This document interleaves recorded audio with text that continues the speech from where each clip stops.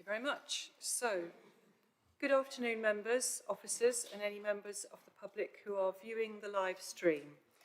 Welcome to this meeting of the South Cambridgeshire District Council Planning Committee on the 8th of October 2025. My name is Councillor Anna Bradnan and I'm the chair of this committee. So let's do some introductions. Firstly, my vice chair.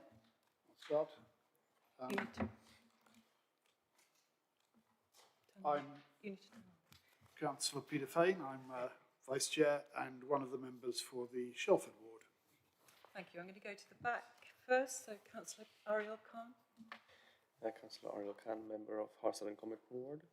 Thank you. And Councillor Martin Khan. Councillor Martin Khan, member for Histon and Impington Ward. Thank you. Dr. Timmy Hawkins. Good morning, good afternoon. Timmy Hawkins, member for Caldecott Ward. Thank you. Councillor Dr. Lisa Redrup. Thank you, Chair. Good morning, everyone. I'm Councillor Lisa Redrup and I'm one of the members for the Harston and Comberton Ward. Thank you. Councillor Garvey. I'm Councillor Corinne Garvey, for a member for Girton, Drydrayton, Headingley. Thank you. Councillor Peter Sandford. Good afternoon, everyone. Councillor Peter Sanford, one of the members for Caxton and Bapworth Ward. Thank you. And Councillor Rickson.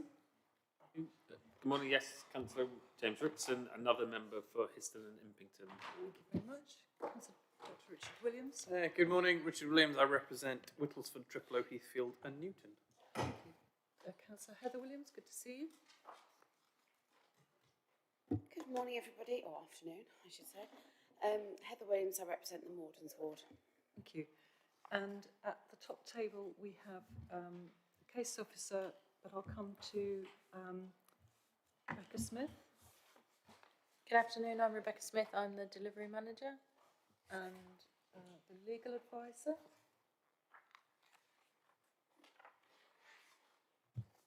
Good morning, everyone. Vanessa Blaine, legal advisor to the committee. Thank you. And Sarah Steed. Hello, I'm Sarah Steed, the Democratic Services Officer. Thank you. And we have Aaron producing the meeting. Sorry, I skipped over the case officers because you'll be introducing yourselves when you deal with the case. Thank you. So those in the chamber are reminded that this meeting is being live streamed. By your presence here in the chamber and via video conference, you're deemed to have consented to being filmed and for the use of images and sound recordings for a webcast and archived recording.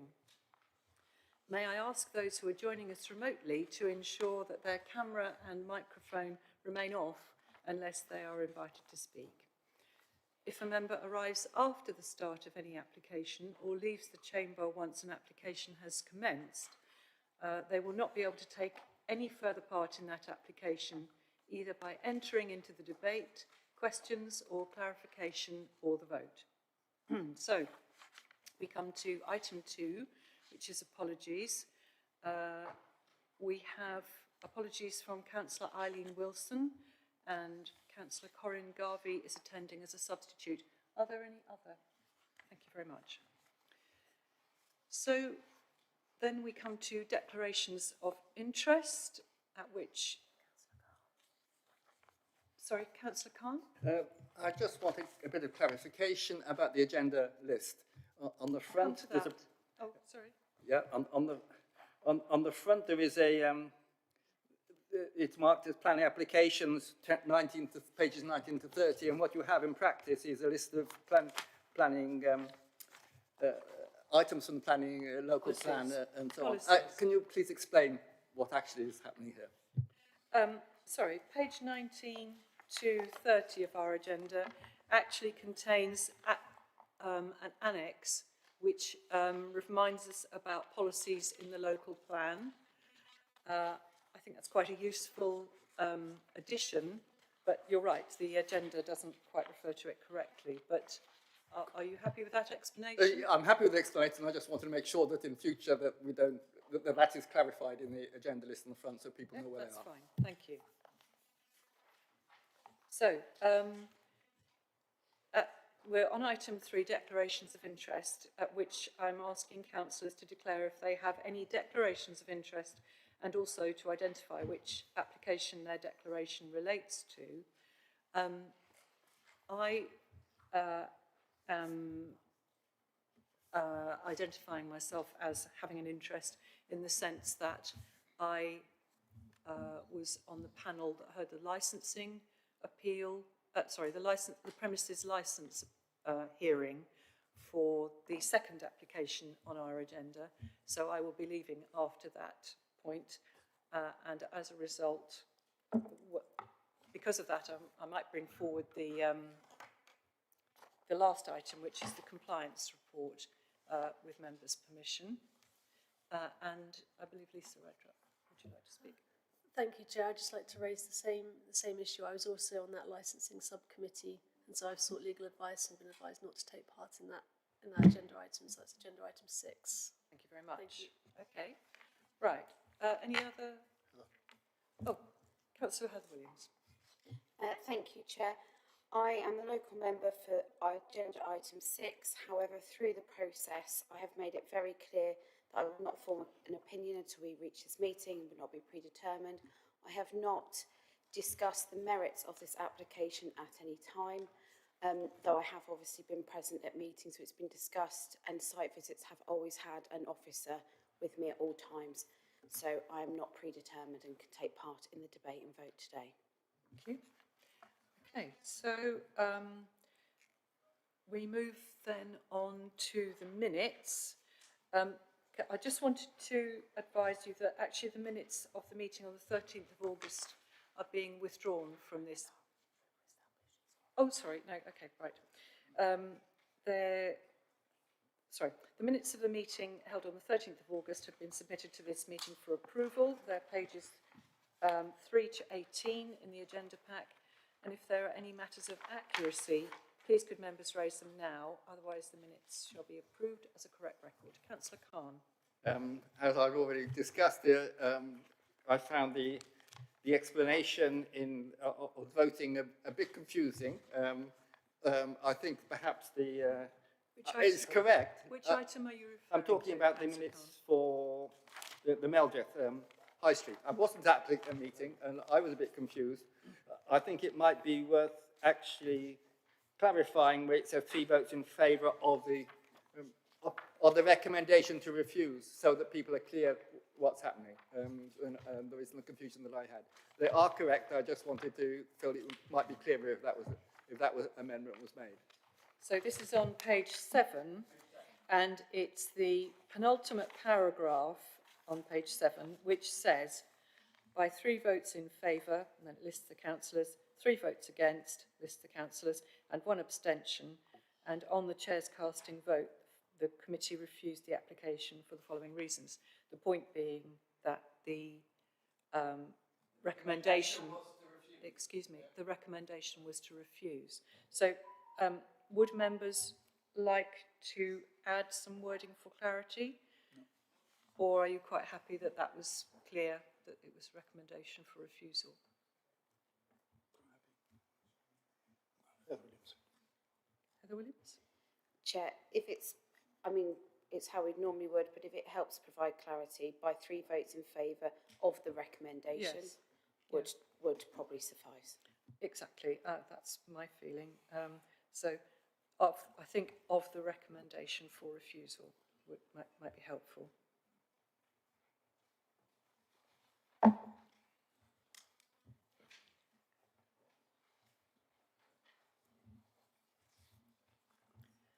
Okay, members, are you happy that that will be, with that amendment, you're happy that I sign off with the officer at a later date, once that amendment has been made? Lovely, thank you very much. Okay, let's do that then. And there wasn't a second set of minutes, was there? It was just those.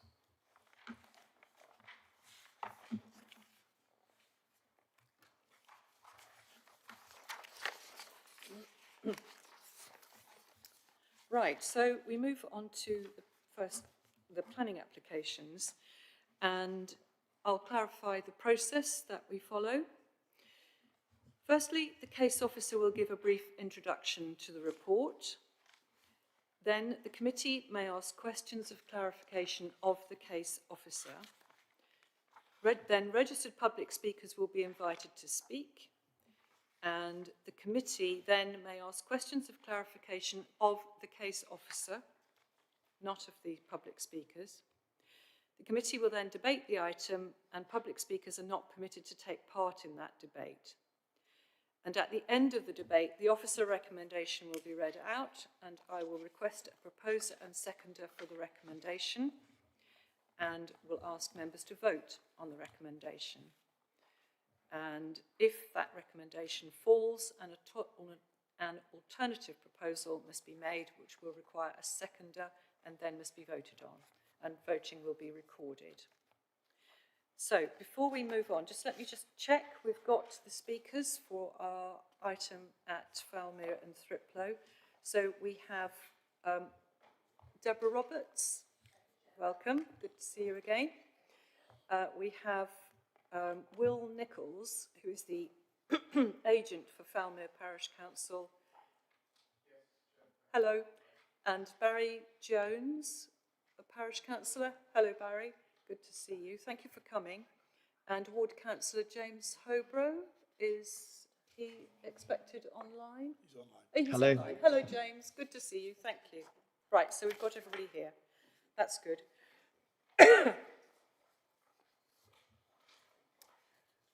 So our first report starts at page 31. This is 25-01387 FUL, Falmere and Thriplow United Reformed Church at 2 Chapel Lane, Falmere.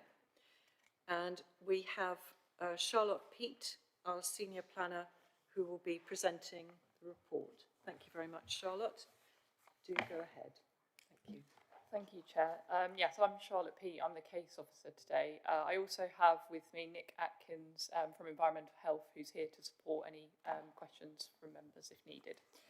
I'm just going to bring up my presentation onto the screen.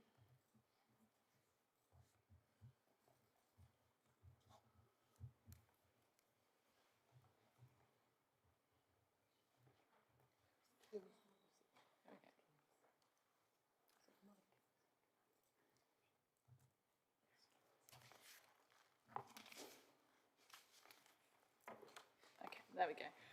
So this application seeks permission for the change of use from Class 1 as a place of worship to classes F1 and F2 to allow the building to be used more flexibly as a community facility. The site address is Falmere and Thriplow United Reformed Church at 2 Chapel Lane in Falmere.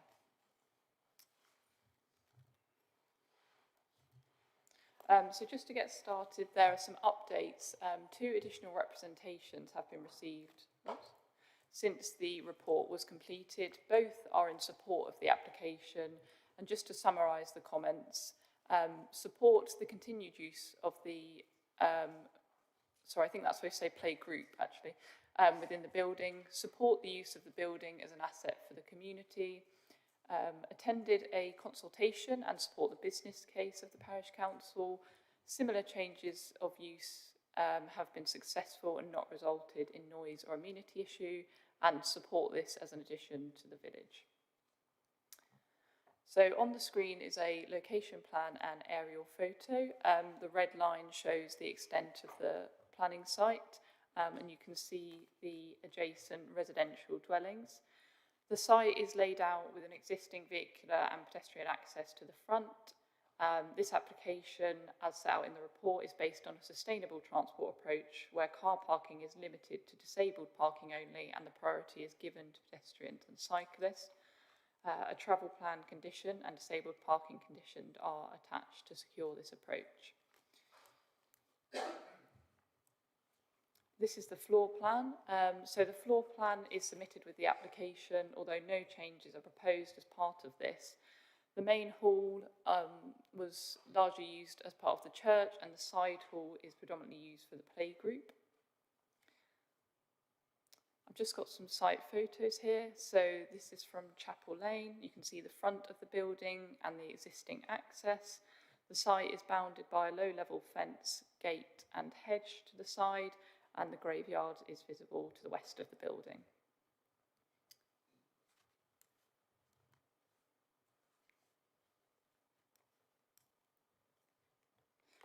This is the side of the hall and the bell tower.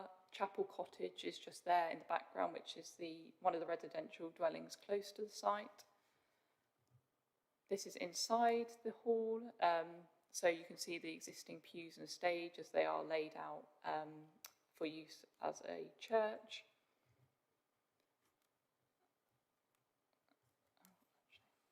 Sorry, I'll just go back to that one actually, just to make members aware. Although this application doesn't make any changes, a listed building application has been submitted and approved for the removal of the pews and the platform in front of the stage to support the proposed use. Could we just clarify? Yeah. Could we just clarify on that diagram? Yes, so sorry. That was can you just use your cursor to point to the platform in front of the stage? So this area That's the only. bit that's big, not the bit at the back. Yes, correct. Thank you.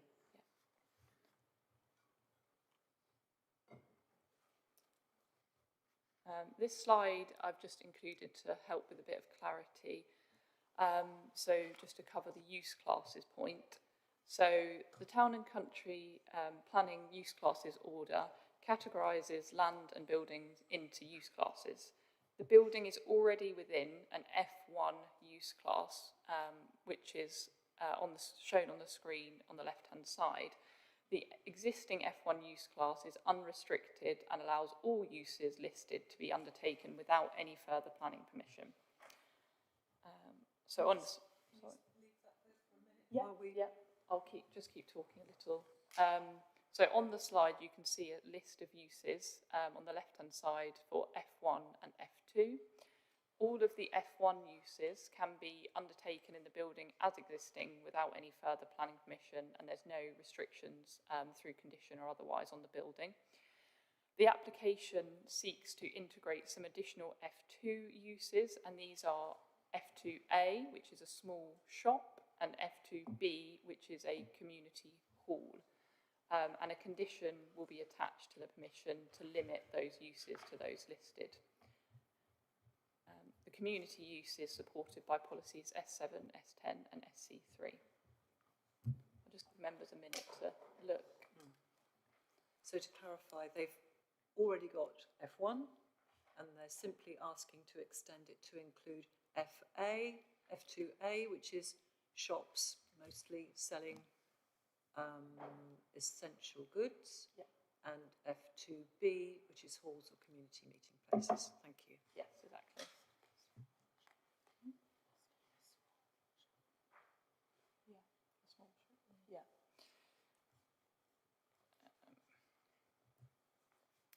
So just move to the planning balance now.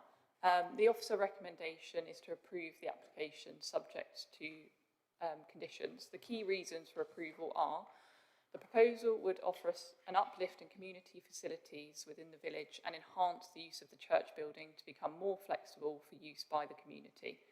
There is no harm to the listed building or the character and appearance of the surrounding. The application prioritises sustainable transport methods such as walking and cycling, and conditions are attached to secure this approach. The potential noise issues have been appropriately managed by the submitted noise management plan in consultation with environmental health.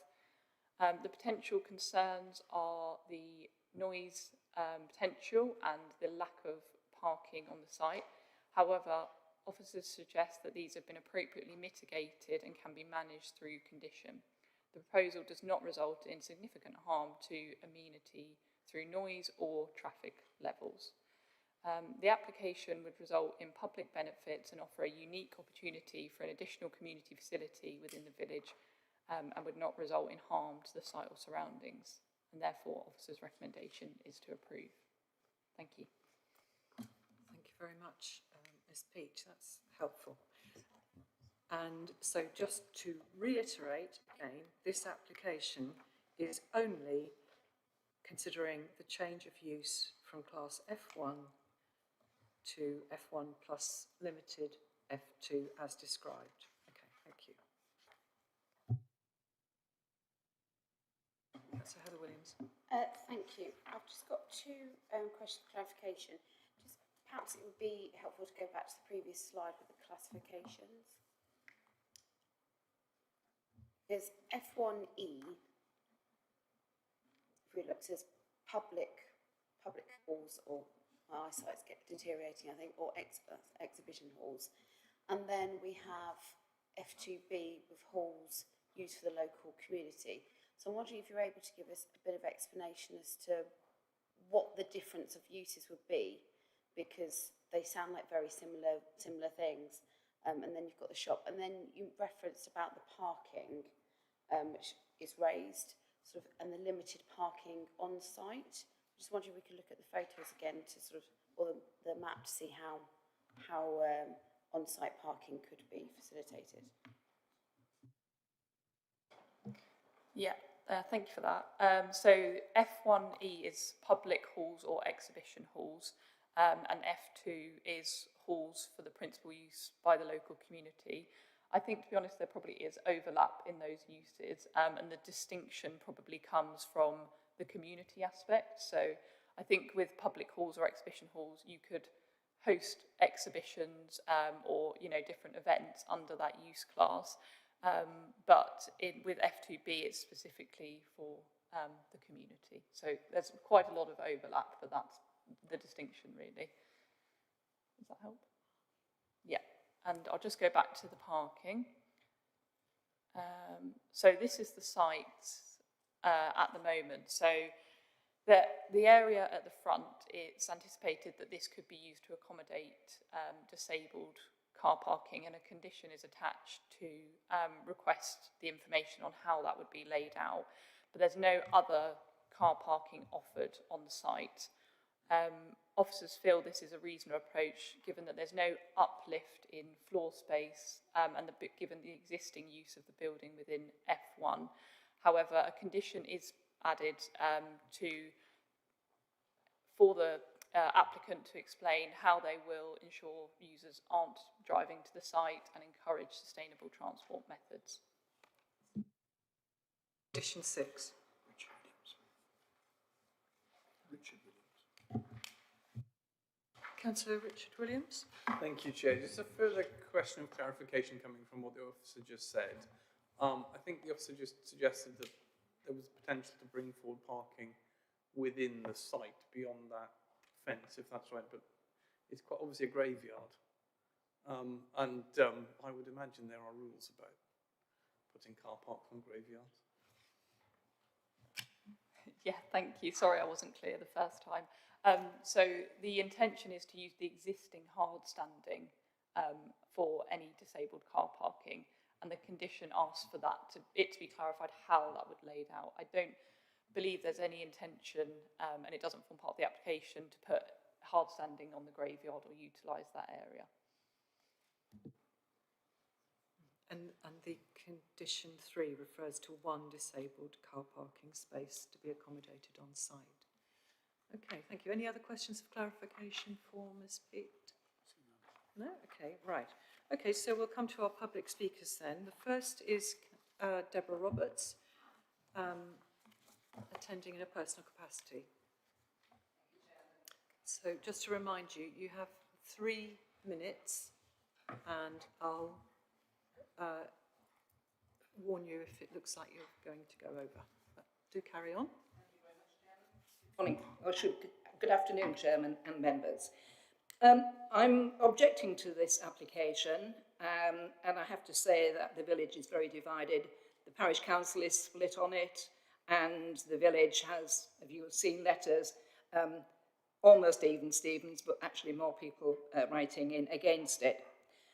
The proposal is to change the use of what basically has been a once-a-week used church and the building at the right-hand side, which is a playgroup. That's what its use has been, with every 4 years also it being used for elections. Other than that, really, there's hardly been any use whatsoever.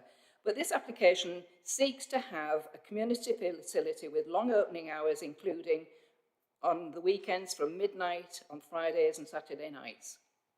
Chapel Lane is just that. It's a narrow village lane with about 60 houses, dwellings on it, and very few parking spaces on the road. The number of events that are listed, 23 in total, is bound to increase traffic and noise nuisance. This is at odds with the Planning and Heritage Statement, which seeks to convince us that everyone will walk to the venue and that noise and use levels will not increase with more activity and remain as undefined pre-COVID levels. I think we all know that people do not walk to places these days, especially in the winter time, winter nights, bad weather, etc. But there is going to be no off-street parking provided. So where is it going to go?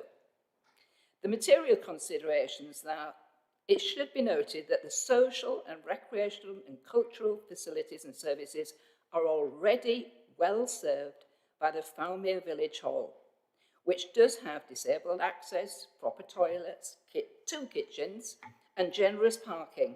It is a charitable trust run by a team of industrious volunteers. It's also claimed that they could probably, the use of this could have parking at the village hall. The village hall hasn't even been spoken to about this. The village hall is a charity on its own. It will not and will not give, I don't think, parking rights because it needs the parking itself. So there again, this is a bit of a nonsense. According to Policy 73, contained within the 2018 adopted local plan, appropriate care is needed to ensure new facilities do not undermine existing facilities. It is also equally important to ensure they are protected from loss to alternative uses to support established settlements. I would say, as lots of people in the village say, the purchase of the URC chapel by the parish council will infringe this policy. Parking, we've already said, 60 dwellings down there. People will be parking on the road and they will be parking at all times of the day and night. Councillor Roberts, sorry. Noise pollution from events in quiet residential Deborah village. Roberts, sorry, please. You've come to the end of your 3 minutes. Yeah, can I just say, Chairman, the very sad thing about all this is that the public consultation has been very bad and the village has not been given a vote. Thank you, Chairman. Thank you. Right. Okay, right. Thank you for that. Are there any... Thank you, yes. Through yourself, Chair, I appreciate we're not allowed to ask questions, but could I just clarify I didn't quite catch the number on the policy reference. I think it was 23, but I couldn't find it. SC3. Okay. We need a letter.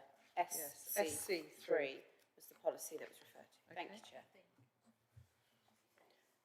Let's have a look. Sorry, just to clarify, that wasn't the policy referred to, it was a number 73, I think, but I believe the policy being referenced is SC3. So we should have that on, it's not on page 23 in our agenda pack, but, okay. Oh, SC, right at the bottom of page 22, we've got reference to SC2, Health Impact Assessment, SC4, Meeting Community Needs. Could you clarify what SC3 is? Yeah, apologies, just to clarify, SC3 is protection of village services and facilities. We can share a copy of it on the screen if you want, Chair. Thank you very much. But I believe that's the policy that was being referenced. Mm-hmm.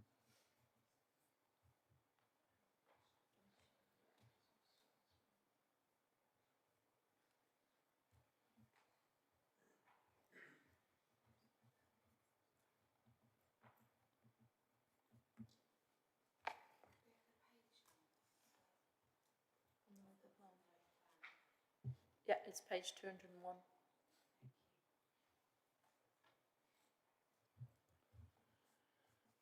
Could you just make that a little bit bigger, please? Thank you.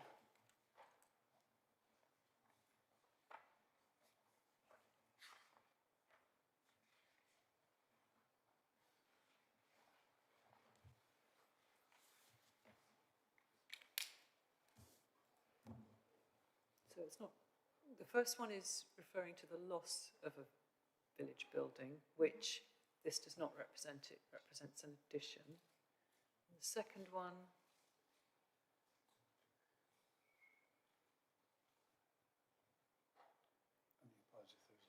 only applies if there is a loss. So thank you very much for that. That's helpful. So I don't think that actually applies. Sorry, Councillor Fane, would you like to ask a question of clarification? Yes, thank you, Chair. I think it would be helpful just to state for the record the distance approximate between the existing village hall and the current facility.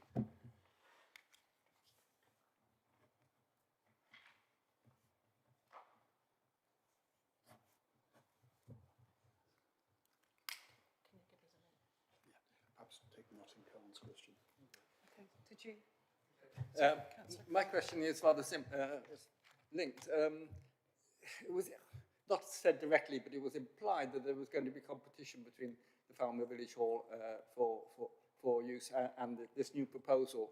When we're dealing with a business, where the business arguments of competition are not normally considered a planning matter, that's a business matter, would the same apply to use of a community facility?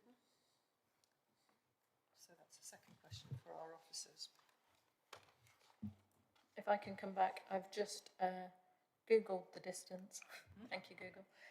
It is 0.2 miles. It's a 4-minute walk, 1-minute drive, 1-minute cycle between the village hall and the church. I think Charlotte's showing it on the screen now. In regards to the competition with the village hall, I think that is covered on page 46, 18.1 of the report. We've summarised that competition with the village hall is not a material planning consideration. It's an expansion of an existing community facility, doesn't result in the loss of a community function or a facility, considered to be a benefit of the village. Anything you wanted to add, Charlotte? No, that's fine, thank you. Thank you very much.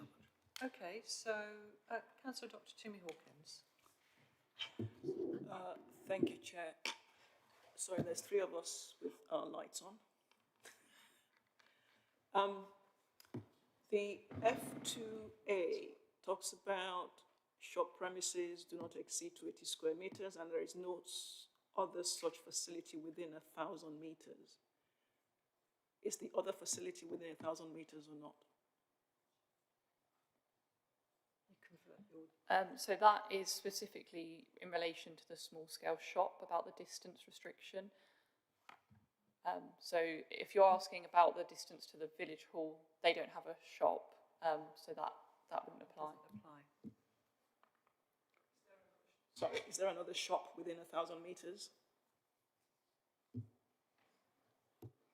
Not that officers are aware of.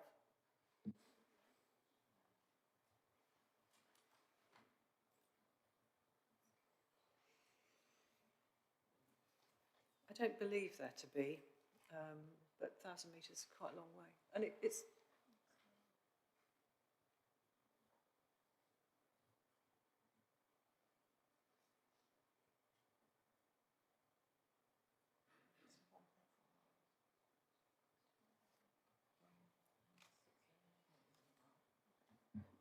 Again, thank you, Google. Looks like the nearest village shop is in Triplow, which is 1.4 miles away. So less than, a lot more than 1,000 metres. Thank you. Okay, thanks for that. Okay, I can't see any other questions of clarification on that. So we'll move on to our next public speaker. This is Will Nichols, who's the agent for Falmere Parish Council, and Barry Jones. Can I just clarify, are you both going to speak or just one of you? Yes, we're both going to speak for about half the time each, about 90 seconds each. Brilliant. Thank you, Chair. So, well, you've got 3 minutes, so yes, 90 seconds each. Thank you. Thank you, Chair. So I'm a resident of Falmere and also a Chartered Town Planner acting for and speaking on behalf of Falmere Parish Council today. There's a strong democratic mandate from a parish council that was elected by ballot and voted 5-1 in favour of preparing the requisite planning applications and listed building consents to enable the chapel to continue to be used as a community facility. This followed extensive engagement with the community and an open day at the chapel where the overwhelming consensus, as I understand from the chairman of the parish council, was support for the proposals. The parish council has an opportunity to purchase the chapel. This proposal provides the best opportunity to preserve this Grade 2 listed building, ensuring the long-term future of the playgroup, unlike residential development, which would remove public access and inevitably result in the subdivision of the main hall. The parish council has had very positive discussions with the case officer and environmental health officer and has prepared a noise management plan to ensure that any impacts on local residents is minimised. In recent decades, Falmere has lost many of its shops and facilities, and the parish council is keen to reverse this trend, providing a facility that would complement the few remaining facilities, such as the pub and village hall sports ground. The chapel's location in the middle of the village would enable Falmere residents to access the building via sustainable modes such as walking and cycling, with 90% of residents of Falmere living within a 3-minute cycle ride or 10-minute walk. Falmere Parish Council has set up a sustainable travel group which meets regularly to achieve these aims. The proposal also includes provision of car parking for those with disabilities and additional secure cycle parking. Whilst the Parish Council does not require planning permission for the F1 uses, and these are currently unlimited by hours restrictions which could continue without restriction, the F1 uses are therefore not a new facility and already allowed. They are keen to add some F2 uses to enable a wide variety of community uses. The proposal is in accordance with local and national planning policy, both of which seek to retain and support the retention of community facilities, particularly in rural areas. I'll pass on to Barry. Good afternoon, Chair. I and my multi-generational family are residents of Falmere. We're actively engaged in the community and between us have led 3 of the major village activity groups. And like many village families, we want our community to thrive. But in today's world, just to endure, a village needs to have good local amenities. My colleagues have alluded to that. But add an open most hours, easily accessed, centrally placed community hub, and the village future moves from survive to can thrive. Currently, the URC annex is leased by the playgroup, which provides affordable preschool childcare and acts as a feeder to the local village primary school. Last year, my daughter, as playgroup chair, wrestled unsuccessfully with finding it an alternative home. Why? Because back then lease renewal was not a given and closure was a threat. Our hub proposal would guarantee accommodation for the group, generate confidence in its and the school's survivability, and provide the parish with a sizable revenue stream. I'm sorry, you've come to the end of your time. Okay, well, we're just pleading for the opportunity to enrich the lives of our villagers and those of the generations to come. Thank you very much. Okay, thank you both for your very comprehensive contributions. Thank you for attending and making those contributions. So on the basis of what these good gentlemen have told us, have members got any questions to the case officer? Oh, sorry. Ask questions first. Yeah. So have anybody got any questions to the case officer on the basis of what's been said? Thank you. I have a question, and it's about the hours of use. I just wanted to check the justification for these hours. Is that normal? Maybe I'll bring that up under debate, but I just wondered if you could explain why these hours were asked for. So yeah, the building at the moment is unrestricted. It has no hours condition on it. We felt the imposing a condition to limit the hours was a reasonable approach to help protect amenity and manage any noise issues of people sort of coming and going. The hours have been put together in sort of collaboration with myself, the environmental health officer and the applicant to try and strike a balance between what the applicant needs for the use of the building and what we would consider reasonable in order to protect any amenity concerns with residents in the surroundings. Okay, thank you very much. Okay, so now we've got our next... Sorry, it's Councillor Richard Williams. Sorry, yes. Thank you, Chair. Yeah, I just had one question, and that's about the use as a shop. And it would be quite useful for me anyway, I don't know about other committee members, if we could get some more detail on what sort of shop we're talking about, because I'm just thinking if it was Tesco's applying for a shop there and they had no parking, we'd be quite concerned. So what sort of shop are we talking about the shop opening all those hours, or are we talking about an occasional shop? So at current, the use being applied for is the F2A use, which is on the screen. So the definition is shops selling essential goods, including food, where the premises do not exceed 280 square metres. So that is usually a small-scale village shop. At the moment, the applicants haven't kind of figured out all the details of what that will look like. But yeah, it won't be like a sort of large-scale Tesco's, to answer that question. I'd like to follow up with that.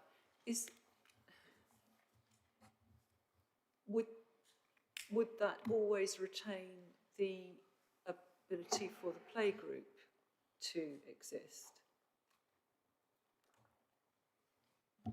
So the playgroup falls within the proposed use of the building, and from the information submitted, the intention is to retain the playgroup.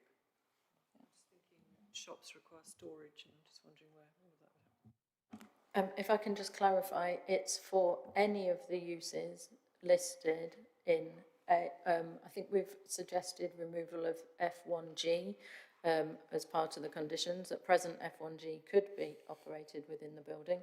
However, the application covers everything listed F1A through to F and F2A and B. At present, as Charlotte's explained, there's unrestricted opening hours on the building for any F1 use and unrestricted any of those uses within F1. Okay, so it already has those. It's already got everything. Unrestricted hours. Already has unrestricted hours for everything within F1, the whole of F1. Thank you, that's helpful.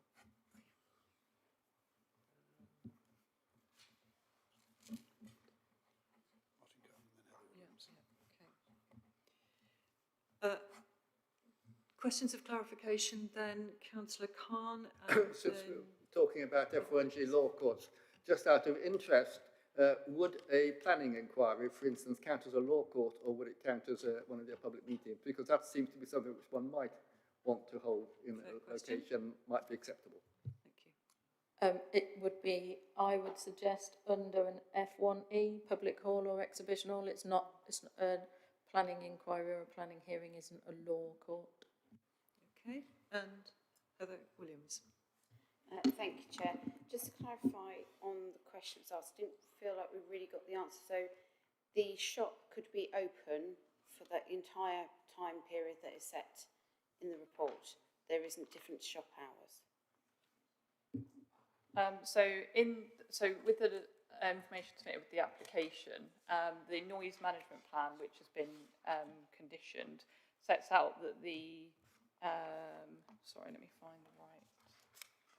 The pop-up shop is intended to operate for between 8:30 and 6, but effectively the use could operate within the hours, but that isn't the intention from what's been put forward. If I can add on, if members were concerned, we could specify different hours for different uses. Yeah, okay. Just one moment. Heather wants to come back. Yes, I know. Yeah. Councillor Heather Williams. But for all of us to be clear, we are deciding on this classification use based on the hours in the report, unless we decide to condition otherwise. The applicant's intention is not what we're here to discuss, because also there are no plans put forward, because they might not be the future occupiers. I think that's important to clear, that we cannot make a decision based on intention. It has to be on the actual conditions. No, but we as has been said, we could specify hours for different purposes, so we could restrict that if we wish to. Okay, no further questions of clarification on that one. So we'll come to Ward Councillor James Hobro. If you're there, James. Hello? Hello, can you hear me? Yes, we can. So you have 3 minutes, James. Could I just clarify, you're speaking in support of the application, I believe? I am, that's right, yes. Okay, thank you. So do go ahead with your 3 minutes. Thank you, Chair. So I'm speaking as the ward councillor for this application, although I should mention that I'm also a member of Falmere Parish Council, and I happen to live almost opposite the chapel, which is the subject of this application. The chapel in Falmere is an asset of community value that has been at the heart of the village community for over 200 years. For most of that time, it was primarily a place of worship, but it has more recently served the village as a versatile venue for many other activities. When I moved to Falmere 15 years ago, the chapel was in regular use for coffee mornings, musical events, children's parties, local meetings and talks, school plays and concerts. It was also the village polling station and, as we've heard, it hosted the village playgroup, which it has done for the past 40 years. During that time, the small historic chapel and the large modern village hall and sports ground on the edge of the village have offered complementary facilities that work together successfully to meet the demands of a growing village community. Over this time, Falmere has been growing steadily in population, and this has created a growing demand for community activities in the heart of the village. The application before you stems from the Parish Council's efforts to secure the building for the community in the future, adding a small number of additional uses in category F2 to the existing F1 usage. This will allow a wider range of community activities, including running a coffee shop or mini village shop for essential everyday items, while allowing the playgroup to continue. The Parish Council wishes to make this a sustainable community venue fit for the 21st century, fully accessible without the need for car journeys, within a short walk of most of the village and a short cycle ride from even the most distant houses. The Parish Council's proposals will maximise the continuity with historic usage for the community. They will help preserve a listed building rich in local heritage and create an exciting and well-specified cultural venue for the future. Living as I do almost opposite the chapel, in a house with old single glazed windows, I would like to see it serve the community in harmony with neighbouring residential properties. And I'm pleased to see that a comprehensive noise management plan has been agreed and is supported by environmental health officers to satisfy concerns raised about potential noise disturbance. Having lived here when the chapel was in much more intensive use, I'm confident that the Parish Council will succeed in making this work very effectively. This application aligns well with the District Council's aims to build strong, resilient communities, to support sustainable living and to preserve our rural heritage, and I urge you on behalf of the local community to support the application. Thank you very much. Thank you very much, Councillor Hobro. That's great. Right. Okay, any further questions prompted by what Councillor Hobro has said? No? Rebecca, would you like to speak? Yeah, if I can just come back and clarify on the uses and the different hours. Condition 8, as recommended by the officers, is that the prior to the first use of the building, procedures set out in the noise management plan should be fully implemented and the development shall be carried out in accordance with the approved details in the plan. The noise management plan includes it does say not exhaustive, but does include a schedule of activities along with anticipated times and controls for each of those uses. So it is baked into the noise management plan what the hours should be, could be for the particular uses. So, but if members were minded that to approve and thought that didn't go far enough, we could extrapolate some of those uses into a condition to restrict the hours for particular uses. So, are you saying that the noise management plan has been submitted already, or? It has been submitted already, but that's why we're saying the procedures set out in the noise management plan. So, for example, it's got the early years playgroup, 8:30 to 3:30, weekdays during term time. And then it's got hours for the shop, hours for youth clubs, film nights, all sorts of different uses. So it's itemised for each purpose? It does say it's not exhaustive, though. Okay, fair enough. Right, so that's actually seeing it, although we maybe haven't seen it in our pack. It clearly indicates hours for each different purpose. Okay, so that's useful to know. Thank you very much, Rebecca. Any further questions of the case officer at this point? Heather Williams? Thank you. On what you sort of held up there, if it's possible to circulate it, I don't know if we're able to circulate it or not. Or could we said just it's not. read out the bit to do with the shop? Well, there's seems like a lot of potentially useful information in there, which would be good for committee members to have. But my question is, you said it's not exhaustive. So on that basis, how binding is it? It's available online as part of the application and has been for the whole lifetime of the live application. It covers what the anticipated uses are going to be within the F1, F2 use classes that are applied for. But obviously you can see there's an awful lot of different options. So a public hall could contain a lot of different things. Can you just give us a clue about what it says for the shop function? I think Charlotte advised on the pop-up shop 8:30 to 6, eventually up to 6 days a week is what they're considering. Okay.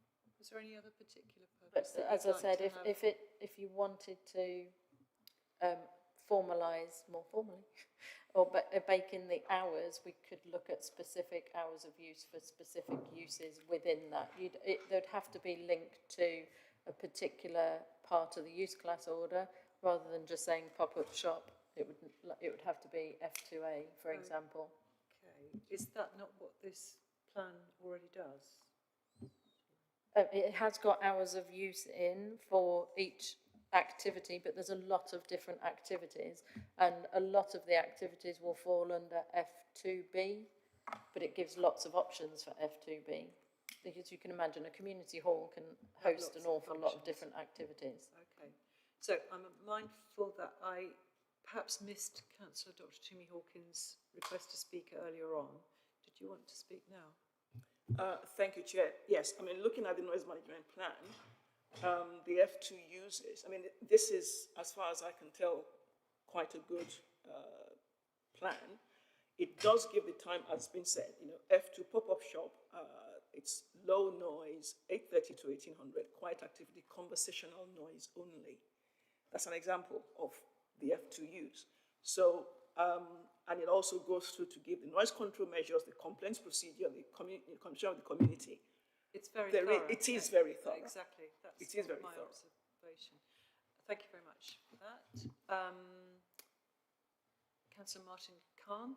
Just a simple question, really. There's an obligation to provide the noise management plan. I just wondered to what extent that it's enforceable, because that would be whether, if there's something serious enough that you want to put it as a condition rather than as a management plan. I know that a lot of plans we've found, the provision of the plan is a requirement, but then actually it's difficult to enforce a plan once it's taken place. Condition 8 says that, which is on page 49, says prior to the first use of the building, the procedures set out within the noise management plan by Falmere Parish Council shall be fully implemented.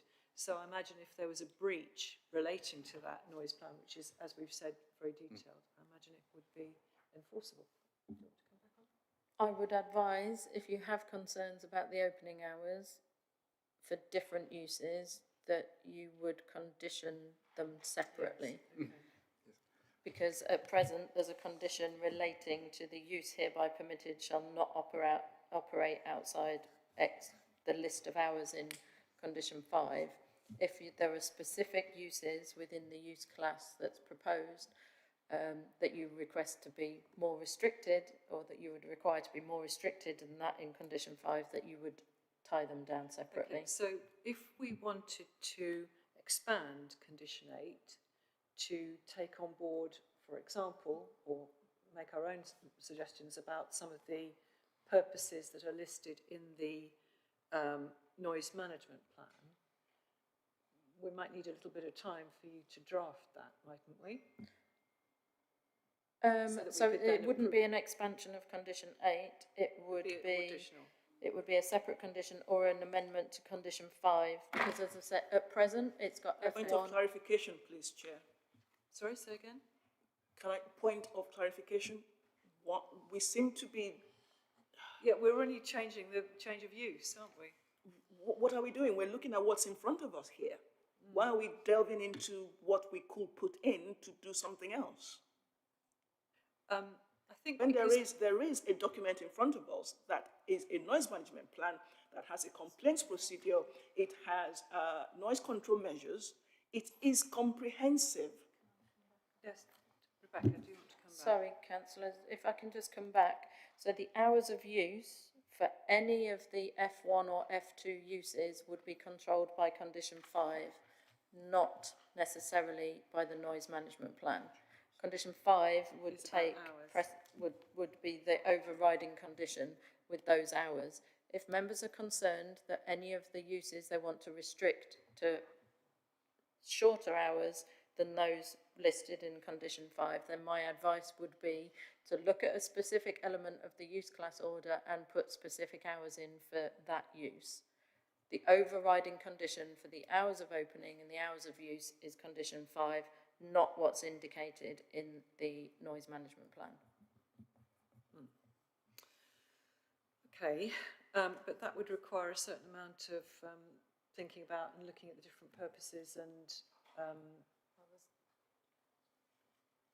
looking at the different use classes and applying different hours to them. Well, the F1 use class is unrestricted at present, so, Yeah, if I can understand from what members have said thus far, it's only the F2A that is raising concerns in regards to a shop.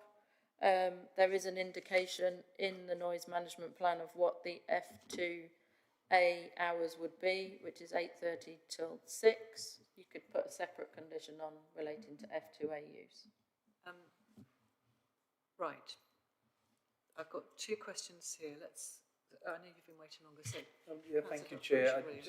Actually, my concern was slightly different. Not so much at the noise management plan, but paragraph 16.3 says that highways have observed there will be an increase in on-street parking. From my knowledge of this area, the road outside has no place, really, you could safely park a car. So I am a bit concerned about the use as a shop and the lack of any parking really at all. So I was just wondering if officers could clarify what information, if any, has been provided, because I know we can say encourage people to use not their car, but the reality is people drive to Whittlesford Village Shop and they live, 200 yards away. And people will, the pavements are in a hell of a state. People don't want to walk, particularly in the night. So what information have we got about what the parking situation is likely to be? Because it's starting to look to me like an application actually for a shop, which is quite a different thing to what, if it's just a village hall. So just to give some clarity on that, so the existing building operates within an F1 use without any parking provision at all. The church capacity, I think, was about 90 people if the pews were full. So there's no uplift in floor space or capacity from the proposal. So you've got to think about, I guess, the reasonableness of requiring additional parking when there isn't an additional capacity and who's attending that site. A sort of larger shop would fall under a different use class, class E, that people might be, more inclined to drive to. This shop is a local community shop, and the applicants have sort of carefully set out that they want to encourage people to walk and cycle and think it's within a proximity to the village that most people can access it through those means. Right. Councillor Heather Williams. Thank you. Just a matter of clarification, but also I think something that we ought to be mindful of. The reason that I asked around enforceability and how reliable it is, because if we look at the noise management plan, I have it in front of me, when it comes to hours, the words are very clearly anticipated times. Now, anticipated times and frequency of operation is not, in my mind, enforceable. So, for us to be clear, if that's a route we want to go down, I take our officers' advice that would need to be conditioned, because anticipated doesn't really settle anything. The other issue when it comes to parking, just want to clear, this does represent a sort of intensification of the use, if that makes sense. It's going to be an increase of use, these other things. Again, was just referenced about it's going to be a community shop and people want to walk to it. Don't get me wrong, my local shop, I always intend to walk, but sometimes if I'm travelling on to the council, normally, you stop on the way. But it says here, shops selling essential goods, including foods, were the shop's premises. There's nothing in there that restricts it to a community shop in planning terms. Again, it might be the intention, but can we just have the planning status? What is it we're determining, their intention or what it says up on the screen? Can I come back on that one? Yes, do. So it will be a matter for the use class. A regular shop is a class E. This is a community Does that mean F2. Does that mean run by the community, or is it a shop for the community? So it's a shop for the community. There is planning law and planning. There is a differentiation for the compliance team in terms of whether it is a Class E shop or a Class F2 shop. So, Chair, to be clear, it doesn't, in perpetuity, or for as long as the planning consent, it doesn't have to be run by the community, as long as there is a community benefit to the shop. Yes, that's what I understand. So again, it comes back to what's on the screen, not the intention. So the F2 use class is a community use class. It's not a retail use class. Although it would be a retail function. Tell central government to change the title. Okay, right. As somebody who lives not very far from a very small one-stop, That's a class E. that's a Class E. Okay. So any general regular shop that you're thinking of, your village shop, a one-stop at Tesco, the corner shop in the village, 99% of the time they're a Class E shop. Okay. This will be a small pop-up within a community use. Yes. It's F2 is a community use. Okay, right. So not a commercial operation like a. It's not a retail use class. Okay. So we do have the option, members, that we might want to put a condition on so that it would be enforceable on the shop for the time being, at least, that it would for the F2A function, following what they've said that they wanted to do, which was 8:30 to 6 p.m. But at least if we did that under condition 5, or add it, as you said, a separate condition, then we could actually limit the times of that pop-up shop function. Okay, so we're bearing that in mind. So can I just ask, would members, I'm not predetermining what we want to decide, but if it was approved, would you members prefer that there was a condition controlling the times of the shop? Yes? If I can just say from my mind, I actually don't think that would address the concern I had, which was more about parking than noise, and I would worry about making the shop unviable if we put an arbitrary time condition on it. Yeah. Okay. Heather? My view is, well, it's very hard, Chair, to answer this question without us being in debate where we can give our opinion, to be honest. We can move into May I debate. suggest we go into Yeah, well, I thought you had a question, which is why I was taking your question. No, just But keen I'm to very happy share to my go views. into debate. So would you like to go ahead? Thank you. So, on relation to the condition, I agree. It would feel like we were sort of making times up on the hoof. And I don't think that is ever a good way to deal with planning. I think we have to deal with, are we comfortable with what is in front of us or not? And I'm sure there'll be split views, as we can see from the third-party representations. There are split views in the village. For me, I do feel that this application is a bit premature, and I think that is what's led to the way that we are questioning and having these questions now, because things like opening hours, business plans, a very clear view as to what the uses are, I think would have been beneficial for our decision making, and that hasn't happened. And then that leads me to think there's a distinct lack of information around how some of these uses are going to happen. I appreciate, we do have the noise management plan in front of us, but as I say, even in that, it's anticipated times and frequencies. There isn't that certainty. There isn't sort of that almost formal sort of business plan and actually may also lead to some of the objections I think we've seen is because people feel very uncertain as to what the ultimate end game would be. And whatever, good intentions there are with these things, we are always fighting actually in our rural communities to have more facilities and to keep those things, make them viable. So, admiration to wanting to try and set things up, but we have to determine it based on the planning merits as it is. When it comes to the addition, the removal of F1G is what it is. I don't have any strong opinions on that. I'd be surprised if a law court descended on Falmere, but, we'll see. When it comes to F2B around the hall, I think there are existing uses. These things could happen. So that in itself, I take the comments about the competition, Falmere Village Hall. I've used it. It is very good, and I'm sure other parishes are very jealous of it. But I think it comes very much back to this shop enterprise. Also, in the way that is viewed, the removal of the pews and what have you, that's already happened. That's been given consent. I does feel, and the reason that this application is in front of us is because there is a desire to use this hall more and to give it more purpose and more uses.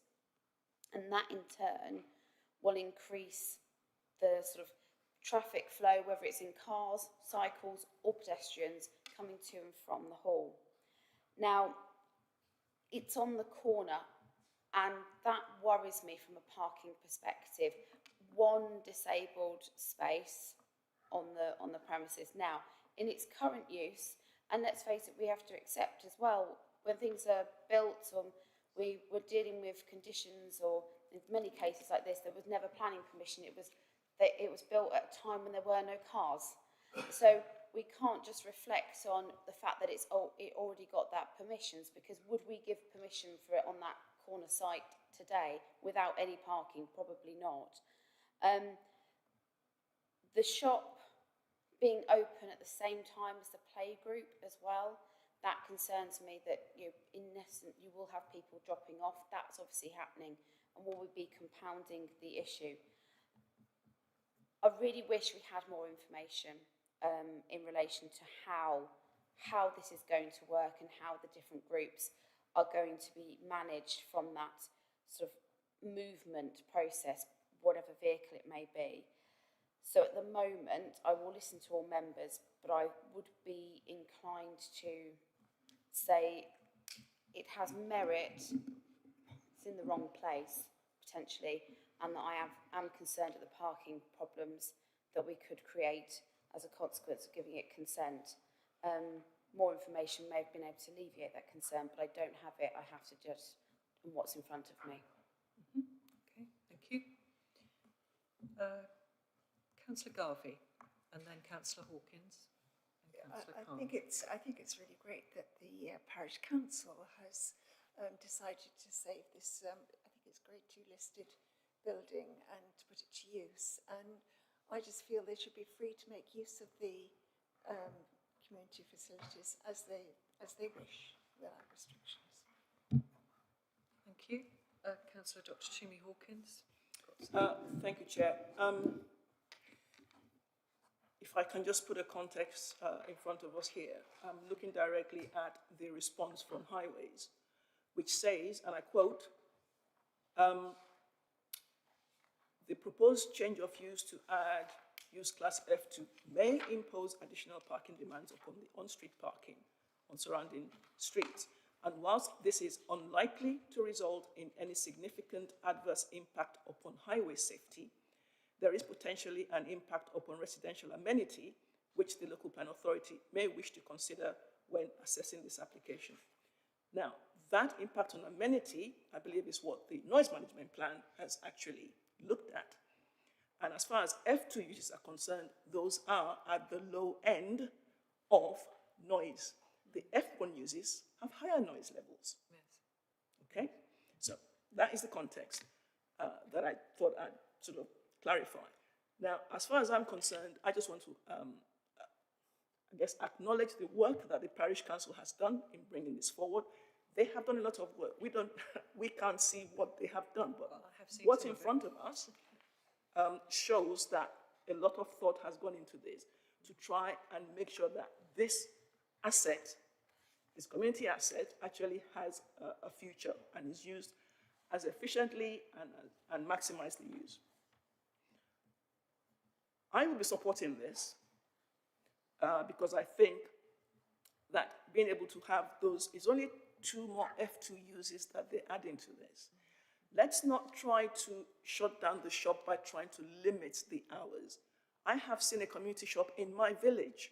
I know the hard work that goes into running it. It needs people to volunteer. Yes. And of course, they won't be bringing this in front of us if that intention wasn't there. Let's encourage them, please. Thank you. Thank you. Right, I've got Councillor Martin Khan, Councillor Sandford and Councillor Rickson. Although I've been asking questions which might have posed some queries, I accept the point that Councillor Williams made that basically this is about the shop use. I think most of the use in F2B is probably covered by the F1 use. It seems to me that it's almost wholly encompassed within the whole meeting room use. So it's really about the additional impact of a community shop on the community. Without highways objections on highway safety, they're happy with it. As Councillor Hawkins has commented, it's about amenity. And I agree that the impact of existing uses on F1 is likely to be greater because it's going to be large numbers of people. It's going to be the occasional person coming down, even if they do come with a car, to park, rather than potentially large numbers using it if they don't follow, people don't abide by the noise management plan. So I can't see that is a sufficient reason to refuse it. And I see lots of benefits because the management plan includes restrictions of timing on uses F1, which we don't have at present. And you could, in principle, have an F1 use in the middle of the night, which you couldn't have after the application has gone through. So I see that is a benefit from it. So I can't see any reason, and I can see lots of benefits from having a community shop in the village. So I am generally in favour of this, and I will be supporting. Thank you. Thank you very much, Councillor Khan. I've now got Councillor Peter Sandford, then Councillor Rickson, then Councillor Thank you, Chair. The risk of repeating some of the previous points, I think the key consideration here is that this application has been brought forward by the Parish Council. The Parish Council represents its residents, it understands their needs, and any, should we say, negative aspects of this application, I'm sure they've mitigated as much as possible.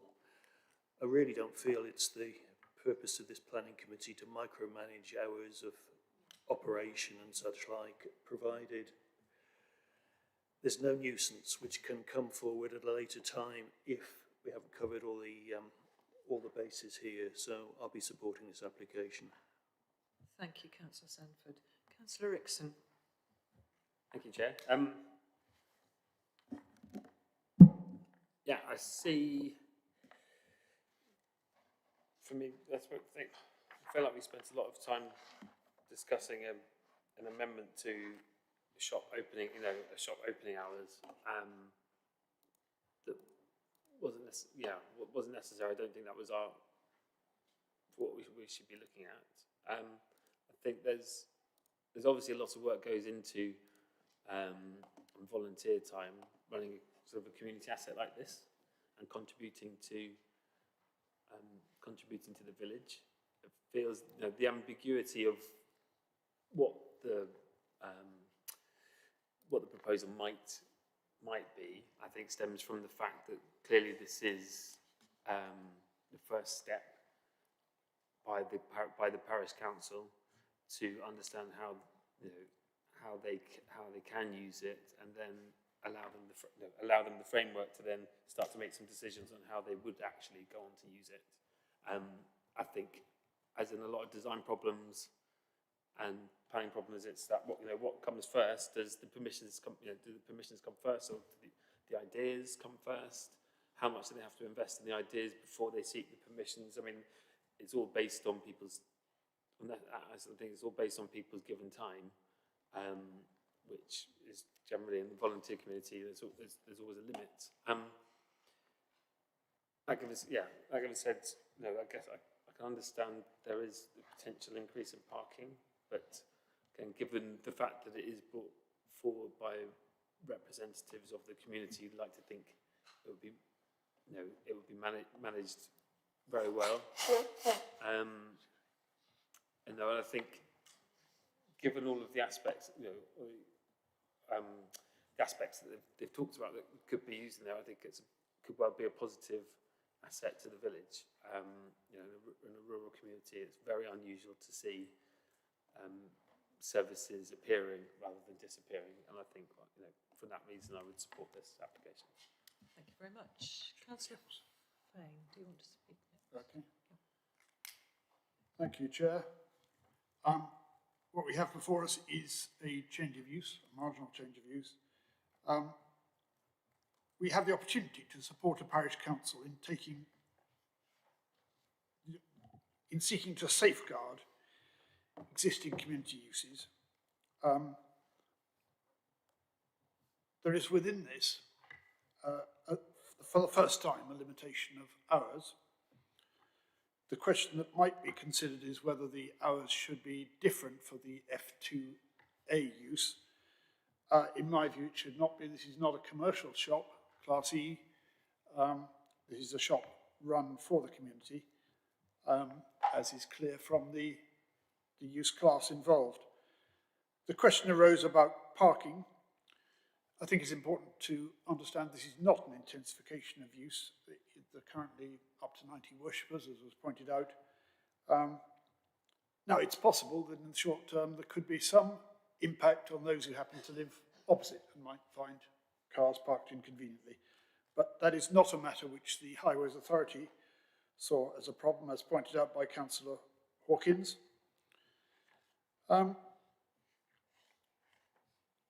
So the decision on parking is not because there isn't parking available on site. It could well be that the area not used for burials on the left of the gate as you go in could have been converted, but it was a positive choice by the parish council, as set out at paragraph 1.4, seek to prioritise sustainable transport methods, bearing in mind how close to the facility those who are expected to use it are. It was suggested this might be premature. Well, I don't think that is the case. As set out by officers at 1.3, this is a unique opportunity to increase the community facilities within a group village. Do you know, members, sometimes we get difficult decisions before us. This is not one of them. We have the opportunity here to support a parish council who have consulted widely in deciding to secure and make available more widely community facilities within a small village. And it's clearly sustainable, and I have no hesitation in saying I will be supporting this application. Thank you very much. Can't see any other. Councillor Richard Williams. Thank you, Chair. I'll keep it brief. I agree with the points that all the other members have made about how important it is to retain facilities like this in communities. I know a lot of us have been involved with things in our own villages where you have buildings that are no longer used for their original purpose, and making a community facility, I think, is a great thing, and I certainly would support all the comments about the great work the parish council's done in bringing this forward. Just on the parking, seen as I raised it, I mean, I would just say, as a general point, not specific to this application, I do think we need to be a bit more realistic about parking. Just saying sustainable travel plan doesn't mean people won't drive there. And I think if we were a bit more realistic about that, it would, resolve problems.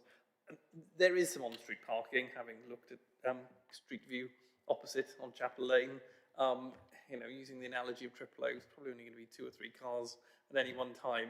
I think there's enough space there, so I am reassured. I'm also reassured, I will say, about the F2 Class E distinction, which I haven't quite appreciated, and that is reassuring that this is not going to turn into Tesco Express.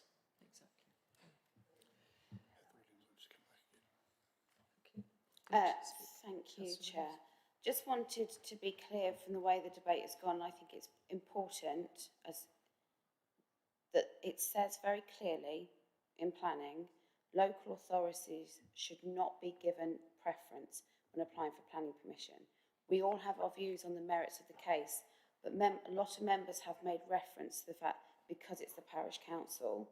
Now, my comments I make on the basis, as I do every other application, while I applaud the proactiveness of a parish council, I'm not here to make a judgment on them.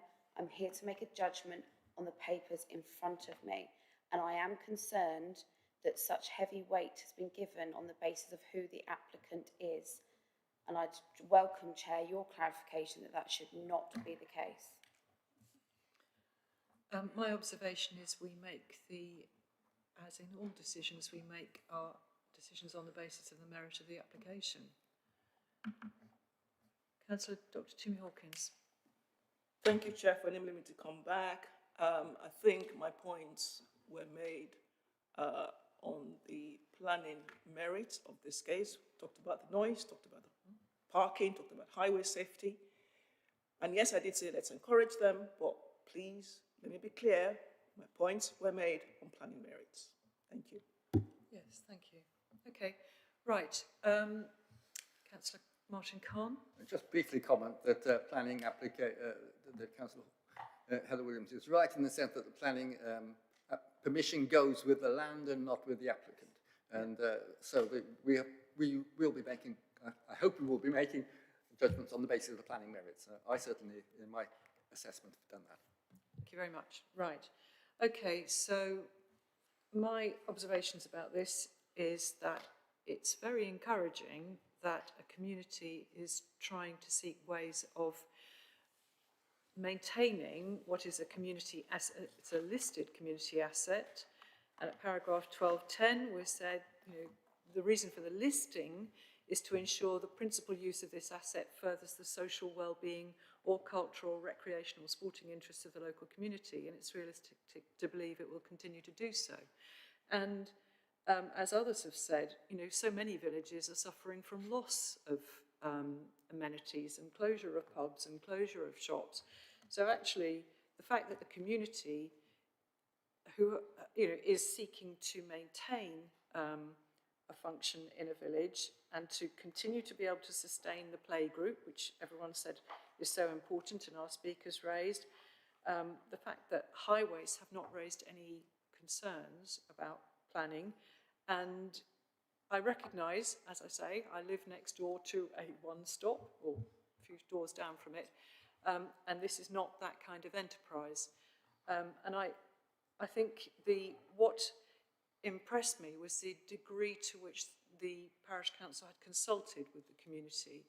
And I think that has fed into the hours and the noise management plan that the parish council has submitted as part of the application. So my feeling, this is actually a very positive application, and my view is that I shall be supporting it. So with that, I think we should go to the vote. Oh, we need the summary. Sorry, thank you. Yes, we need the summary. Thank you, Chair. To summarise, officer recommendations on page 47 of your agenda, which is to approve, subject to the application set out in the section 21, with any minor amendments to conditions delegated to officers. Thank you, Chair. Thank you very much. Okay, so on that basis, let's go to... Sorry. Thank you very much. Does anybody like to second? Councillor Martin Khan? Or was that you, sorry? Oh, okay. Councillor Martin Khan. So Timmy Hawkins to propose and Councillor Martin Khan to second. Thank you. So let's go to the vote.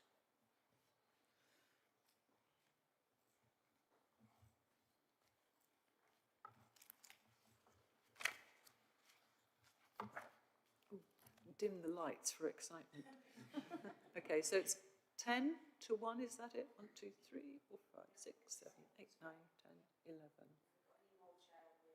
I have problems. Okay, thank you very much then. So that's carried. Thank you very much, members. Thank you. So at this point, can I just ask, did you want to bring the appeals forward? I can do them. Yes, could we, let's see, it's 1:30. Can I ask members' approval to bring forward the appeals section of the committee papers, which start on page 79.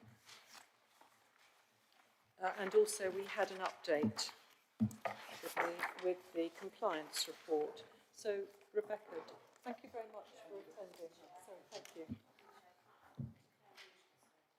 Yeah, certainly, yes. Do go ahead. Sorry, can I just declare an interest on something that's within the agenda item 8, relates to my ward, and I have been corresponding with the Secretary of State on it. Sorry, which item are you referring to? Agenda item 8. There is an application in my patch. Which one is that? It is in relation to New England Farm and what's going through. That is on... Officers are aware of the communications I've had to the Secretary of State, but I probably will remove myself for this item. Okay. Basically, I'm very grumpy that they are very, very behind and not doing their jobs properly. This is page 82. Yes. Thank you. Okay.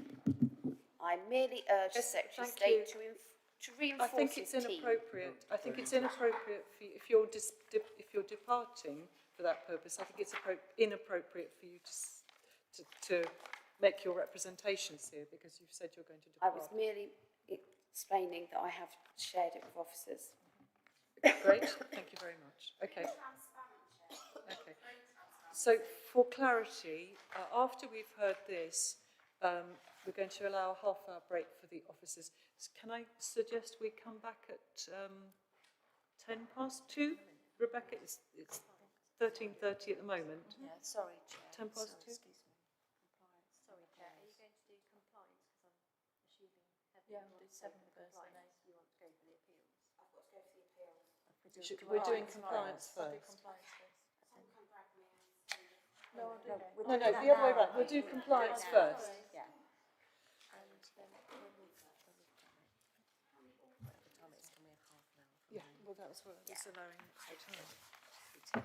Okay, so let's do the compliance report, which is item 7 on the supplement that we've received. So, Rebecca. Apologies, everyone. Chris is on leave this afternoon, so you've got me. So I will take away any questions and come back to you. This is our quarterly update report. So Chris has set out in the report how many open cases we've got. There were, on the 1st of October, 279, which were identifiable as being within South Cambridgeshire. He's also put a slight update on staffing. Our apprentice is currently on secondment, getting some experience within the planning team. He has to rotate as part of his apprenticeship to get experience in all aspects of planning, so he's currently on secondment. He has a small caseload still, but is mainly focusing on DM. We also have 2 officers on long-term absence from the office. So as you can see, there has been slight dip in performance over the last quarter as a result of the long-term absence, and also an increase in the number of cases that we've got, but we are doing our best, and the service continues to ensure new referrals are investigated promptly and within a timely manner.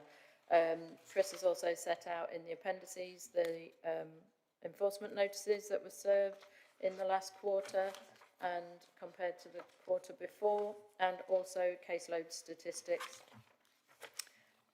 in terms of the open cases, new referrals, officer caseload, and closed cases over the last quarter. If members have any questions specific to a particular case, then please do go direct to your case officer, or if not, come to Chris or myself. I just need to declare that there's 2 cases under the enforcement notice. July 2025 at Milton Detached, the old coal yard, Chesterton Fen. I think I made a contribution to that very long-standing case. And also over the page, Milton and Waterbeach, Heron Farm, Long Drove, I think I've also made a contribution on that, so just declaring an interest there. Okay, any other, lots of questions. So Councillor Khan, Councillor Sandford. I just wanted to know whether the temporary stop notice imposed upon the land south of Wardrove has successfully stopped development, or whether it's still continuing. I would express it. Sorry, Councillor Khan, are you talking about a compliance case or an appeal? Public enforcement notice. Okay. Appendix number 1. Right, okay, sorry. Temporary stop notice was issued in July. And I just wanted to know whether it actually had stopped. It was implied that it might not do.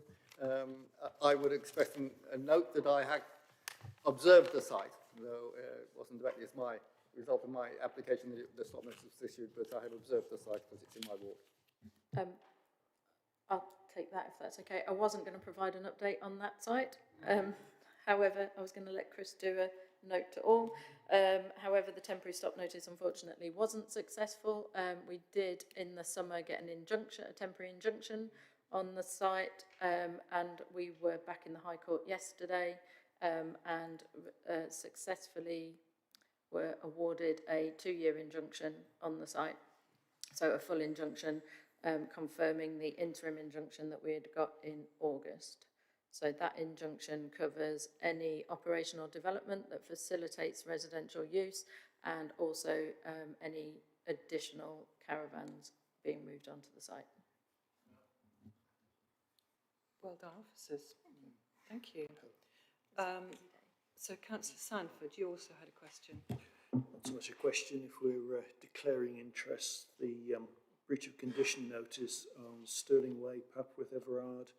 I've had several conversations with the parish council, mainly to help them understand what's happening, what's going on. I'm not for or against the notice. It's really supporting my parish. Thank you. Okay. Councillor Heather Williams. On that note, the Jester and Oddsey is within my ward, and I've been actively involved in that, so I won't refer to that when I make my comments on the report. One thing I'd just like to put in a plea, and I think we did agree some time ago, that the nature of the work enforcement officers are having to do when they're doing investigations means that it's best not to refer to their names in reports, and yet we have the secondment person, I'm not going to say it out loud, but named. I think we should get out of that practice and make sure, because we have a duty, we're asking enforcement officers to put themselves into difficult situations at times. We should give them an element of protection, as was agreed previously. The other thing is a request from how it's the reporting, and it does take on my experience on one of the sites on here. When residents get in touch with the council, they might need to actually report to several different departments, but as far as they're concerned, they've told the council. Is there a piece of work or something that can be done to encourage the better communication across departments, particularly environmental health? So, for example, if there are particular noise issues, people will naturally won't think, oh, there might be a planning condition attached to that application, so I'm going to go and report it as a planning enforcement breach. They'll go to the noise section of the website and they'll report it to environmental health. But what doesn't happen is environmental health think, oh, is there a planning condition attached in relation to noise, and refer it on to enforcement. So can I just ask to sort of maybe look at the communication flows or something to improve it, because situations I've had is, planning enforcement, it's not their fault, they're not aware of it necessarily until I bring it to their attention. But from the residents' perspective, they have told the council. And I think that then does not help when it comes to trust in the council for dealing with these things, and nor does it help with our communication. And it doesn't help officers either, because they can't act if they're unaware of the situation. Thank you. Yes, I think that's a very good idea. I have a case locally that sort of went across both noise and planning permission, so it's helpful to have that suggestion. Yeah, thank you. I'll take it away. Obviously, I only look after one of the teams, but yeah, I'll take it away and see what we can do to improve wider communication. I know the compliance team do refer to other teams. It's getting those referrals into us that I'll see what I can do. Thank you. Right. Okay, so let's have a look. Does anybody want to make any comment about or ask anything? We've often said that the appeals section, questions to the officers, and many of the same cases occur in the appeals section as do in the compliance section. Does anybody have any questions?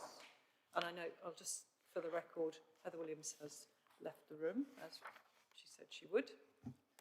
Just going to update that the appeals item obviously covers planning appeals as well as compliance appeals.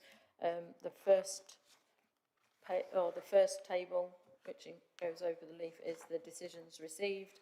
Then there's a couple of appeals received, and then the list, ever-growing list of appeals awaiting decisions from the inspectorate. Yes, exactly.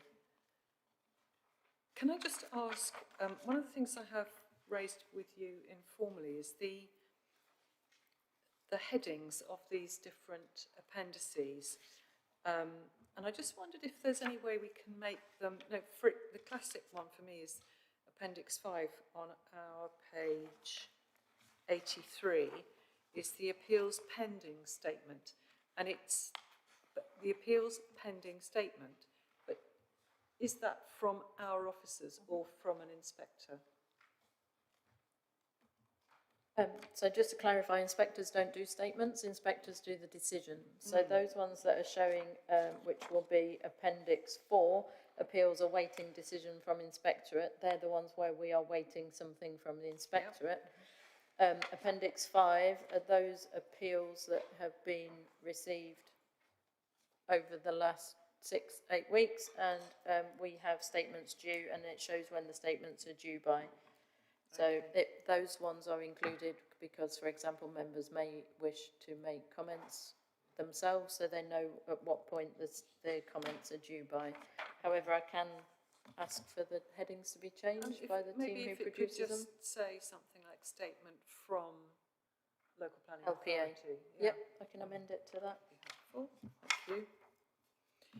Anybody else got any other comments? No. Any others? Right. Okay. So let's call a halt there, and we'll have a break for lunch. So it's 13:41, and we'll have a break until 2:15.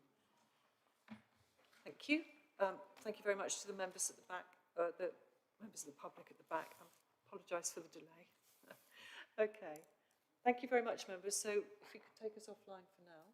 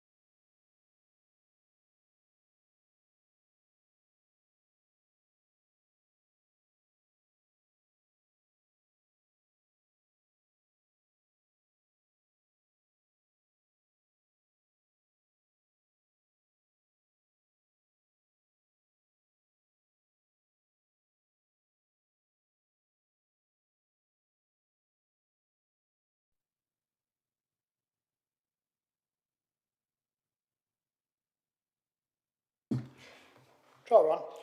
Good afternoon, members, officers, and any members of the public, including any who are viewing on the live stream, but those who have stuck with us throughout the morning as well. I've taken over as chair from Councillor Adam Bradnam, who's not able to chair the next item. But before we proceed to the remaining item of business, we ought to just appoint a vice chair. Can I suggest that we invite the chair of council, who happens to be a member of this committee, to take on the vice chair role? Do I have a proposal to that effect? Thank you. Second. Is that all agreed? Thank you, members. I don't know whether Councillor Sanford would like to come and join me up here, so he can prompt me with a sharp stick as necessary. I shall now move over to the other microphone.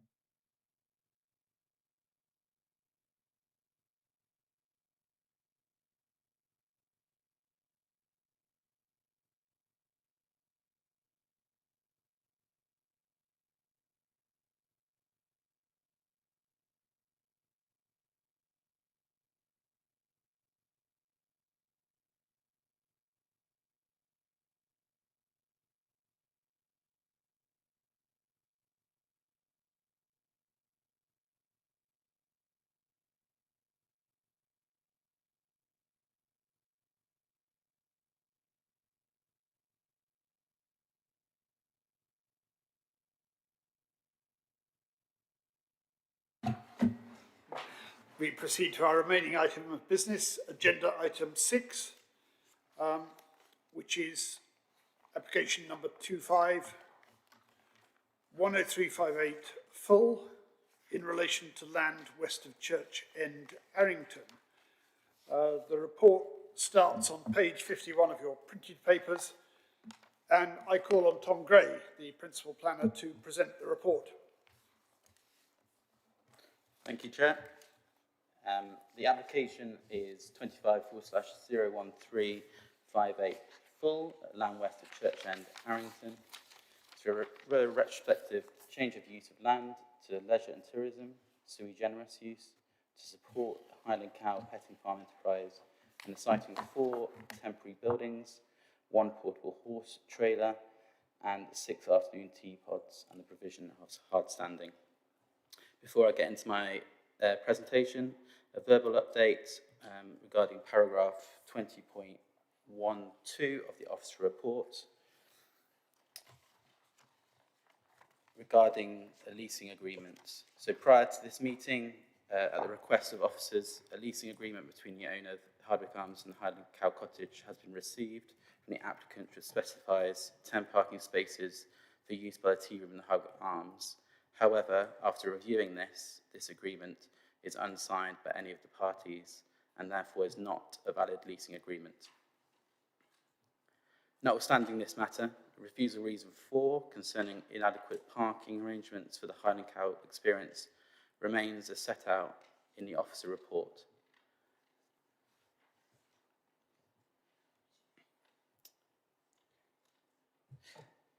In terms of any other updates, additional third-party comment has been uploaded to the planning portal, along with some photos which has been shared with us. These comments raised by the third party have already been covered by the officer report and therefore do not raise any additional material considerations. In support of myself today, there's online, there's Mr. Chris Green and Dr. John Finney from the Local Highways Authority, and they're here to answer any questions members might have on highway safety.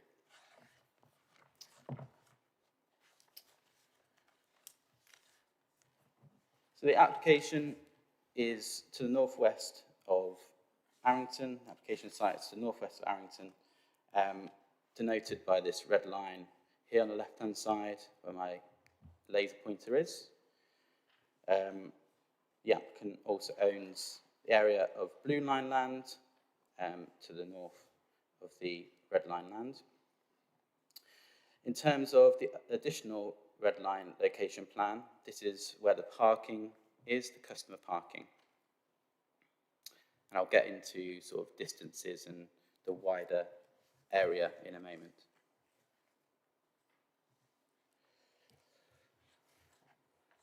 So the application site itself benefits from prior approval consent for the provision of internal track and hard surface in terms of the agricultural use of the land. This was granted under 24/04/110/prior. It's largely agricultural uses within the area, with some residential properties to the east. The application site, although the access is within the development framework denoted by this black dashed line, the vast majority of the application site is outside the development framework but adjoins it. A public right-of-way, footpath 4, starts off along the access road and then cuts across the field where the cattle graze and then enters the red line application site once again before entering the woodland to the west. Footpath 6 comes from the north and joins with footpath 4 on the far western corner within the woodland within the red line application site. So the parking is situated either here with customers parking at the Hardwick Arms, and then they're routed across the A1198 along Church Lane here, and then up Church End before entering the application site.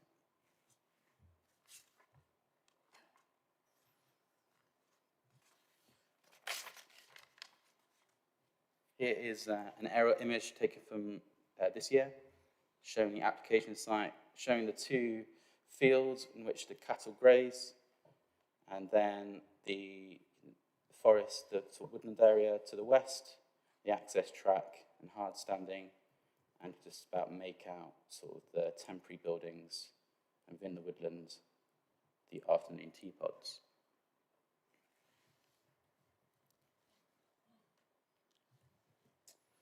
Here is the site plan showing the afternoon teapods, 6 in total, set within the woodland. And then in the southwestern corner, there are temporary buildings and the horse trailer box here. There's some toilets, and a septic tank here serves that toilet. The proposal, although that part hasn't been started yet, is to provide 2 disabled car parking spaces within the site here.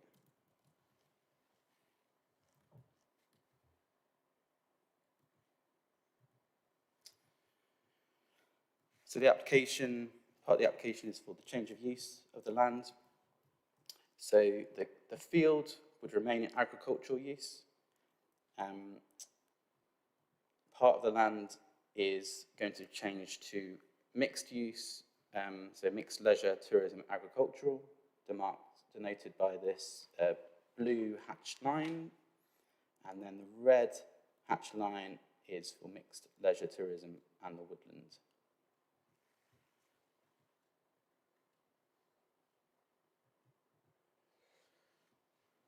These are the elevations and floor plans of the temporary buildings, horse box, and afternoon teapods. So this is the teapod design. There's currently one of these designs on site. The other 5 are more temporary, but the proposal is to replace the more temporary looking ones with this design. In terms of the other temporary buildings, these are, in officer's view, modest in scale and in keeping with its rural character. I'll show you some photos in a moment.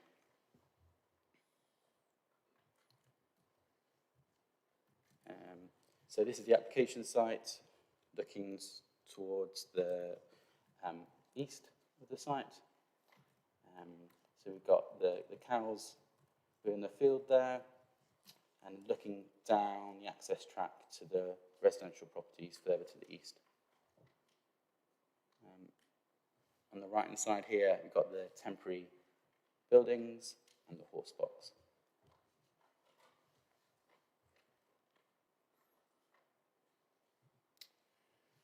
So in terms of the route for pedestrians to walk from the car parking located at the Hardwick Arms, it's approximately 650 metres away. The travel plan indicates there are 10 car parking spaces. These are they're used also for the tea room itself, which operates over similar hours of use.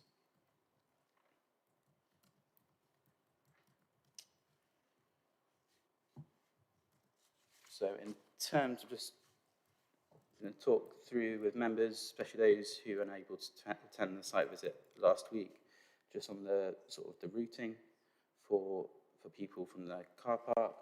So the car parking is at the Hardwick Arms, as indicated on the top left.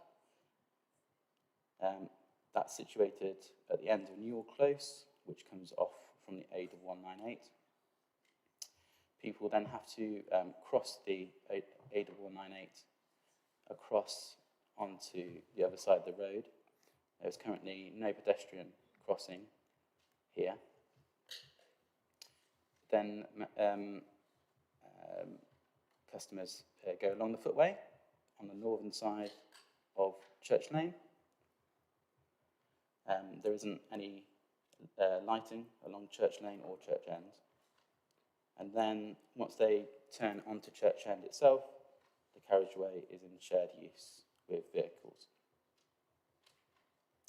In terms of the access itself into the application site, the officers consider there's insufficient information to demonstrate that the largest vehicle can be accommodated within the access, particularly when turning around. This includes refuse vehicles or pumping vehicles needed for the septic tank.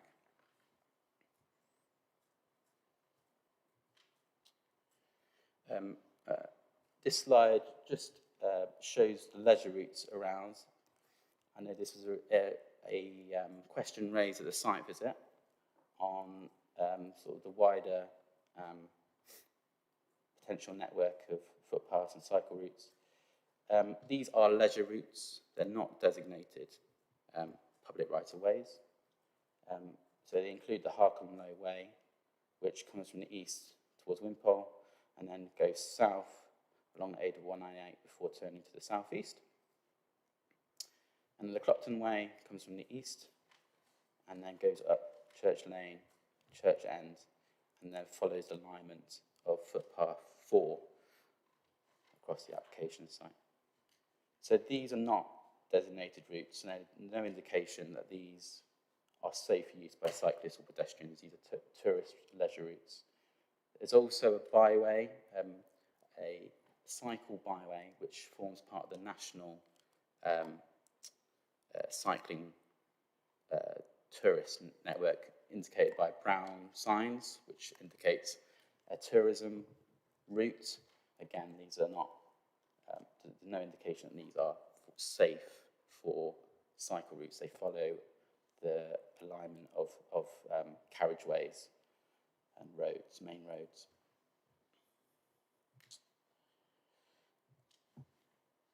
So, in terms of highway safety, I invite members to ask questions of the highways officers in attendance today if they have questions on highway safety. I'm just going to move on quickly to the other concerns raised by officers, and that was on insufficient biodiversity information. So there was a baseline habitat plan submitted as part of the application. This is unfortunately different from the proposed site plan, showing additional disabled parking here and then also some the afternoon tea pods along there. So that's why there is that reason for refusal that officers have recommended. in terms of not having sufficient information to demonstrate the 10% biodiversity net gain as required by planning policy. In terms of the trees affected, these are located, so the pods are located within these trees. Again, there isn't any tree survey submitted with the application, so the concern that officers have raised and the tree officers raised is effects on the tree canopies and the root systems, that's what I should say, not roof systems, in the long and short term. So in terms of the planning balance, the recommendation is for refusal. In terms of the positive elements of the application, it's for employment use. There's 4 jobs on the site. They bring about positive mental health and educational benefits. In terms of the refusal reasons, the development is inappropriately located and fails to ensure safe and suitable access for all users, and leads to unacceptable highway safety impacts. It fails to prioritise pedestrian movements. It fails to demonstrate that the largest vehicle can be accommodated in the application site. It fails to provide adequate parking. There is insufficient information regarding pedestrian transport arrangements and insufficient information on biodiversity net gain and trees. Thank you, Chair. Thank you. No doubt some members will have questions. I'd like to kick off that and then go on, Councillor Heather Williams, if I may. The statement, there is not in fact a valid lease on the car park, and yet throughout you have referred to car parking as being at Hardwick Arms. Looking at paragraph 2.4, clearly that has to be amended. The applicant has not obtained a valid lease for this village pub. I'm just wondering to what extent that affects the assessment of highways. The county highways team said they lacked sufficient information regarding transport arrangements, and I know that we have Dr. John Finney online. He may want to comment on that. So I'm wondering whether we have to consider this as being an application for a facility in support of the network of cycle and highway that you refer to. You say that the byway is a national network that rely on existing carriageways. The byway up Church Lane, does that rely on an existing carriageway? Where does it go to if Church Lane is a dead end? Perhaps I've misunderstood that. So I'll take the byway question first. The byway is a tourist route. It goes from, I believe, Norfolk all the way to Wales. It's a tourist route, a long distance tourist route. So it follows a series of carriageways, and they have not, it's nothing to do with a highway's safety in terms of those. It's, they've not been assessed as being safe. It's a tourist route that's been promoted by an external organisation, and cyclists sometimes use it. But in terms of it being a material consideration when talking about highway safety, I would say it's not a consideration in terms of that aspect of the surroundings. The lease, yeah. So the indication within the transport statement or travel plan, one of those that was submitted by the applicant, indicated that a lease had been obtained. Unfortunately, after reviewing that lease prior to this meeting, it is not a valid lease, so it cannot be taken into account. So the longevity of any parking arrangements within that pub cannot be secured.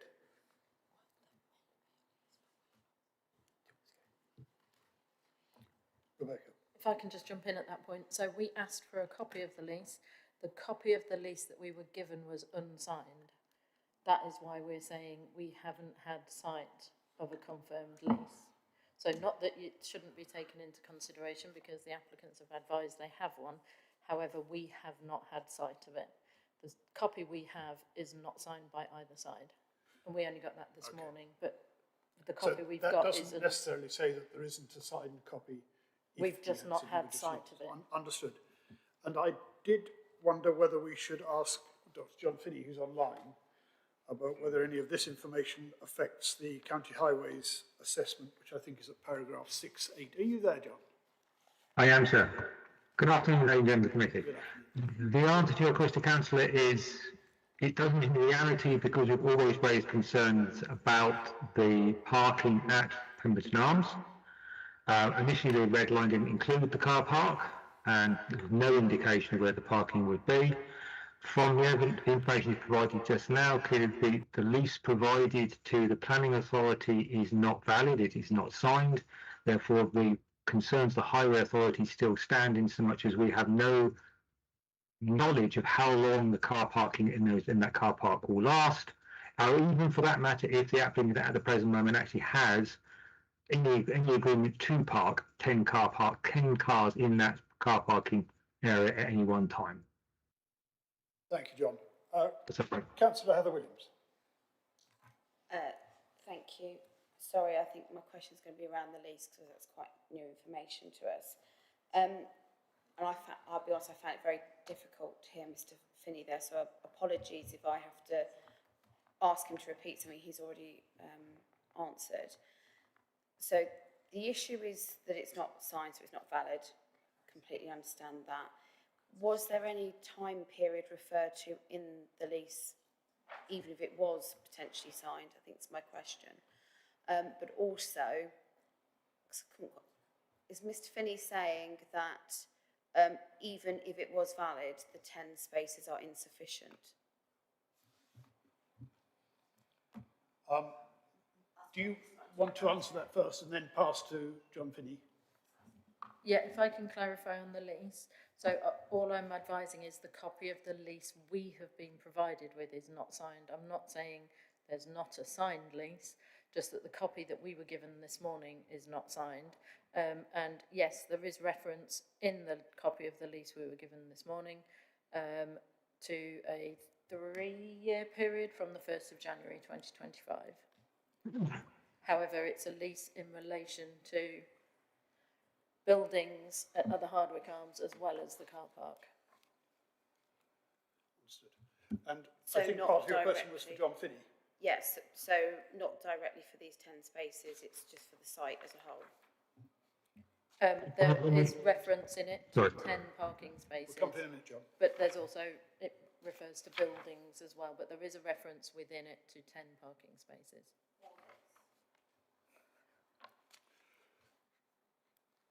Doesn't specify for this. No, it's a lease between two people for the building, the parking spaces. It doesn't say the parking spaces are specifically for this use, no.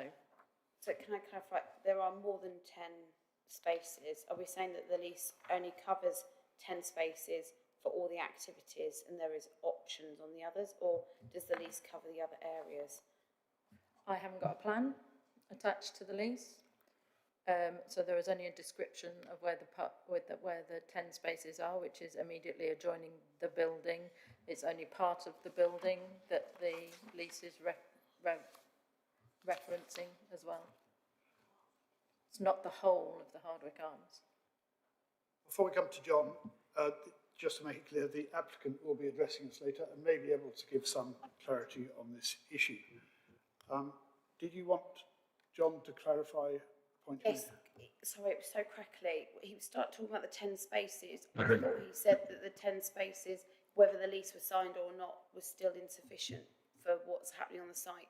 But I really would like that clarified if possible. John, I think, just to warn you, we were all having a little bit of difficulty hearing you clearly. So if you heard Heather Williams' further question, if you could address that sort of slowly and clearly throughout the system. Thank you. My apologies, councillors. Hopefully you can hear me now and it's clear. You can't hear me at all, can you? Can you hear me? We can hear you, but it was suggested that if you had a headset, it might be clearer, John. Okay. One moment. I will invest in the technology. Are we going to have any other questions from other members of the committee? Perhaps just show us now while John is doing it. I have two. Yes. Okay. I can ask those while he's playing with his headset. Or... I think John's nearly there. Almost. James is also wanting to ask a question.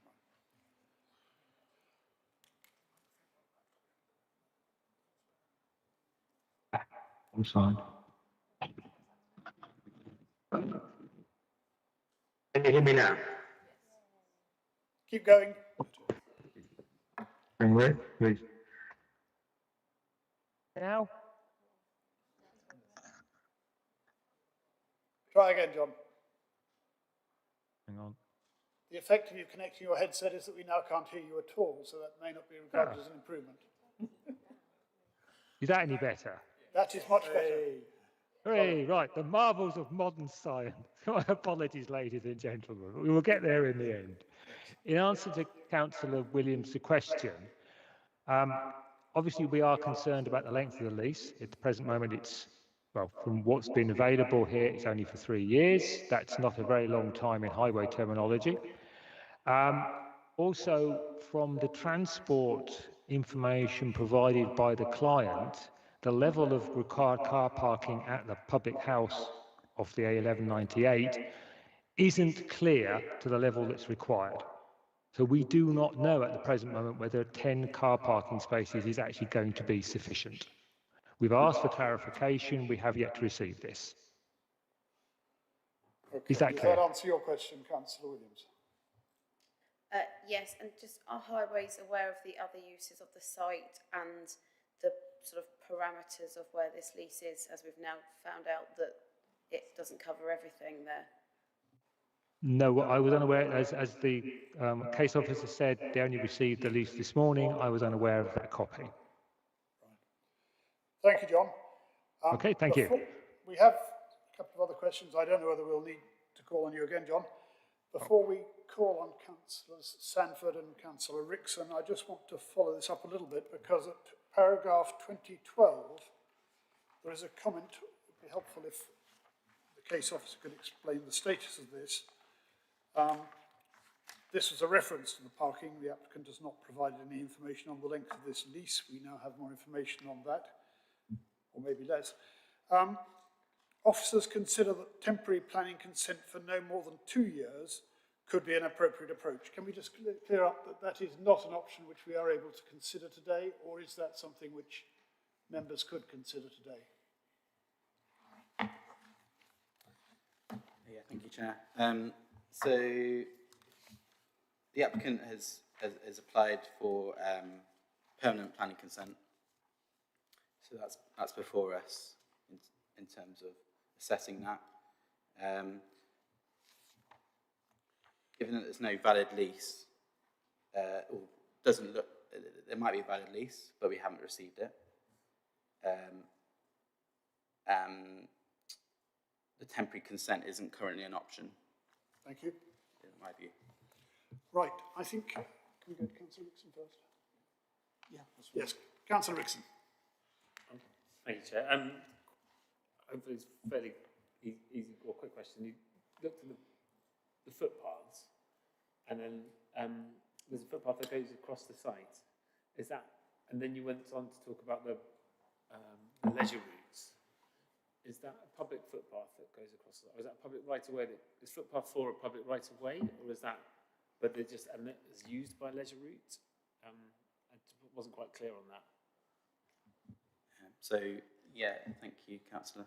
The Clopton Way, the leisure route, uses a section of the footpath 4, which goes across the site. And that is a public right-of-way. Footpath 4 is a public right-of-way. Clopton Way is not a public right-of-way.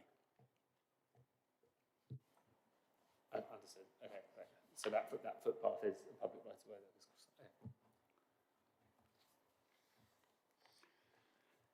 Councillor Sanford. Thank you, and I confess I'm also confused about these footpaths. Footpath 1 appears to go from the entrance to the applicant's site all the way down to the 1198. Indeed, my neighbour, Councillor Fain, actually walked that when we left the applicant's site. Are you saying that's part of the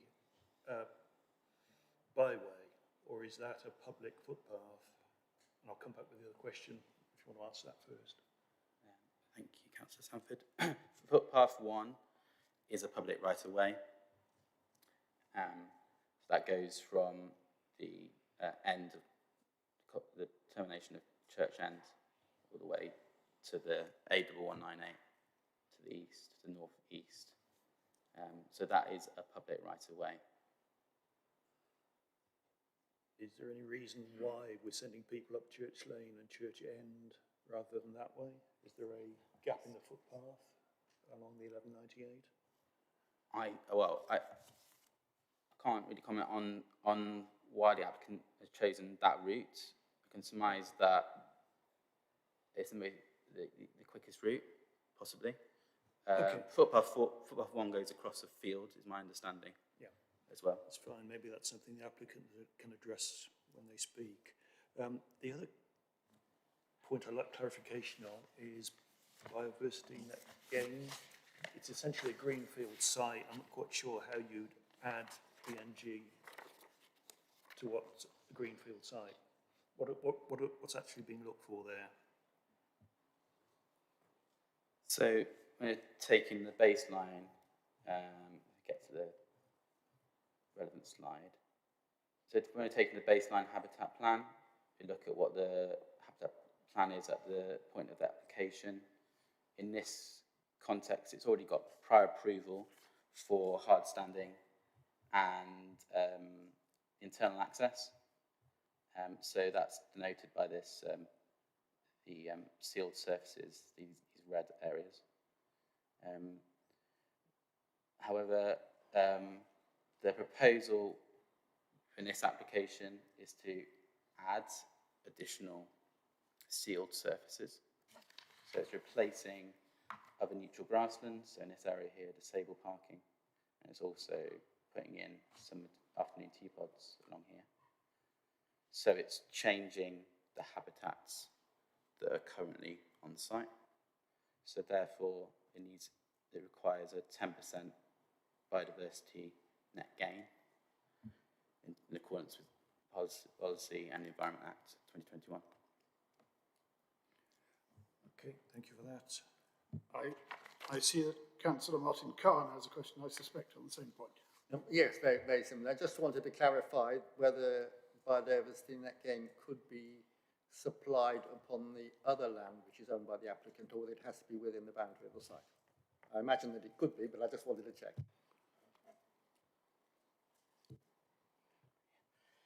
Yeah, it can be blue line land.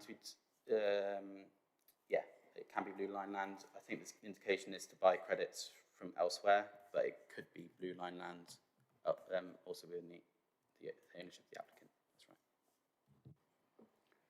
right. Okay, I think that deals with all the questions on the presentation.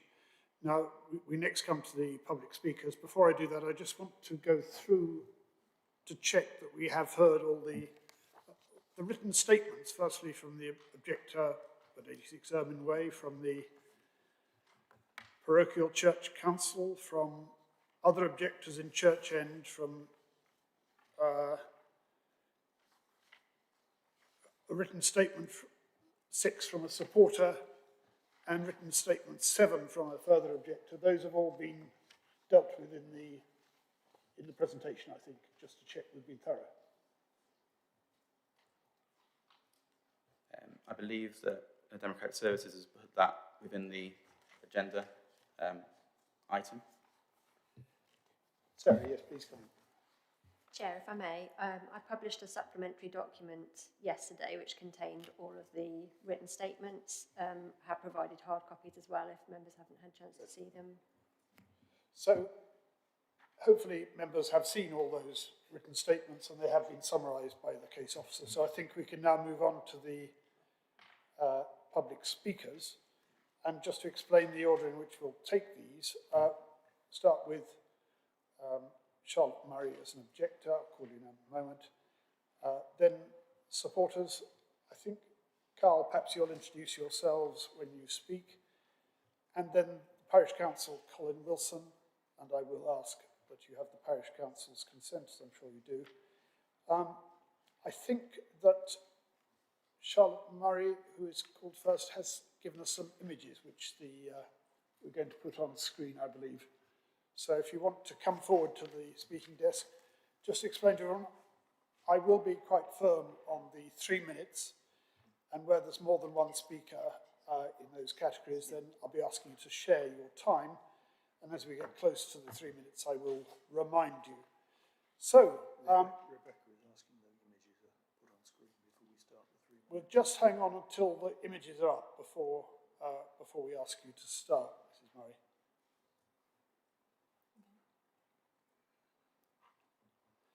Mrs. Murray, are those the images you were expecting to be put up on the screen? Right. Well, if you'd like to just introduce yourself and start your presentation, you have, as I say, 3 minutes. I'm Charlotte Murray, and I'm afraid my voice, I've only got half a voice, but I hope you can understand. We'll manage. This is a retrospective application for a business that's been running for over a year in Arrington, so we've lived with it and know it is not if it will cause problems and dangers, they're happening now. Living on Church Lane, I daily see groups with children walk up to the cowfield in the road, and often on the wrong side of the road. I have witnessed numerous near misses of cars coming round the bend, e.g. a family party with 2 buggies and a baby being carried, all walking in the road, round the blind bend, with a car coming in both directions. It's the same in Church End, no pavement, so people walking down an unlit single-track road with traffic turning. 10 car parking spaces at the Hardwick Arms cannot possibly cater for so many businesses. People visiting the cow petting without tea will no doubt be customers of the tea room afterwards, meaning they won't be moving their cars from the car park for the next guests immediately. With so many businesses operating simultaneously, i.e. Highland Cow Petting, Highland Cow Teas in the Domes, the Tea Room, Airbnb at the Hardwick Arms, Sunday lunches, Friday takeaways, other things that have been promised in the future, also a contractor's accommodation which is run in part of the Hardwick Arms, which is not being leased out. It's being run as a business by the owner. So these cars that can't park for all these businesses end up parking illegally in the village, causing chaos that we've seen over the last year.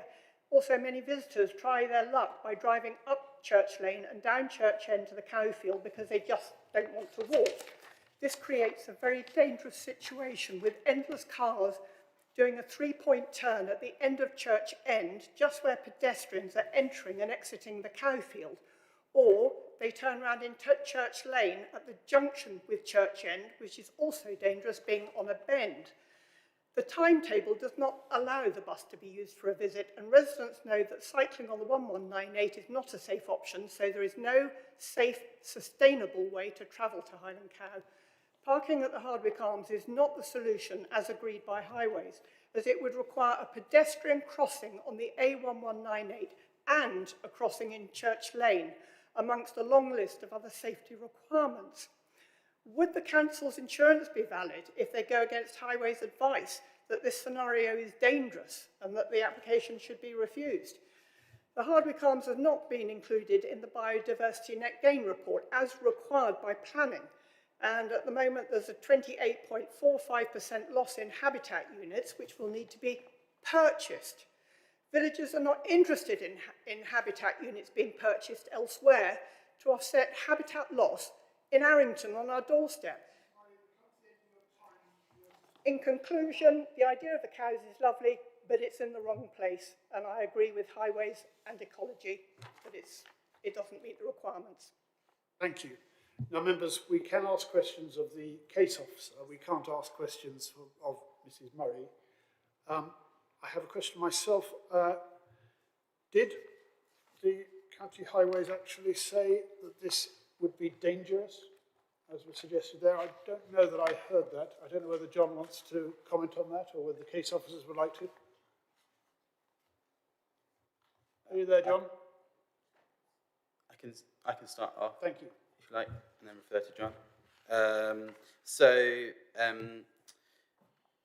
They've Highways submitted 2 consultation responses. The first being the concerns raised on transport information provided, but also the distances, the lack of footway provision along Church End, lack of standard footway. Sorry to cut you short. My question was in reference to the specific word dangerous. I will refer to John about the language used. Okay, I think John is with us now. I am, sorry, technology and me do not mix. The answer to your question, sir, is no, we do not use the word dangerous. We would use it unacceptably hazardous in highway terms. Okay. And therefore the impact is severe as required under, I can't remember the paragraph, it used to be 115, I think it's 116 of the MPPF. Thank you, National John. National Planning Policy Framework, for those who I'm sorry to use the acronym. Thank you. Okay. So before we move on to our next speakers, any other questions to officers on that presentation? Thank you, Mrs. Murray. So next I call, oh, I'm sorry, I missed Councillor Heather Williams. It was just on what was just said. So I just want to make sure it gets absolutely clear in my mind. Is it that the highways don't refer to it as dangerous? They refer to it in this other terminology, or is it the highways assessment is of that other, it's extremely hazardous, was it, or something? That he spoke very quickly. Sorry. Is it just that's the word you would use, or is that the word you do use, if that makes sense grammatically? John, have another try. Yeah, of course, Councillor. You're quite correct, Councillor Williams. The Highway Authority does not use the word dangerous or safe. The highway is never a safe environment. It's a risk-filled environment. It's the level at which those risks become unacceptable that we then step in. And that's when we request a refusal from the planning authority. We can't direct. And we believe at the present moment, from the evidence available, the access to this particular facility is unduly hazardous for highway users. So it is a matter of semantics to a certain point, but we don't use the word dangerous. Thank you, John. Semantics matter. That's very helpful. Yes, I appreciate that. So next I call on, we have you listed, Carl Latian, as supporters, but I think you are indeed Highland Cow Cottage, and I think you wanted to share the time with your colleague, so if so, please introduce your colleague, but you'll speak. So do come forward to the speaking place and then we'll start your time. And you may or may not choose to address some of the issues which have arisen in the questions earlier. Mr. Latian, the time is yours. It's fine. Good morning. I'm Carl Latian, the founder of Highland Cow Cottage. We're a registered farm that's diversified to remain sustainable in line with the National Planning Policy Framework, DEFRA's farming vision, and South Cambridge's own priority of strengthening the local rural economy. Every month we welcome 900 visitors from all over the world, not just to see our Highland cattle, but to experience how farming can be diversified in a way that keeps it fresh, current, enhances the community, local economy, and helps support mental health. Our farm directly employs people and support local British suppliers. Each month, more than 400 visitors stay overnight at nearby hotels, bed and breakfasts, and Airbnbs, generating significant revenue and spend for local businesses. We've also invested in reopening and running the Arrington Tea Room pub, keeping it a valued local amenity alive and sourcing from local producers. Importantly, we know South Cambridgeshire is seeking to enhance its local economy and make the area more attractive to visitors. Highland Cow Cottage actively delivers on that aim. Our reach extends far beyond the county. Our social media reels attract millions of views and thousands of followers worldwide, which puts South Cambridgeshire on the map, and we're also the top trending attraction on your own South Cambridgeshire website. In practice, I know that we have had issues that have been raised from highways. However, we are pre-booked only.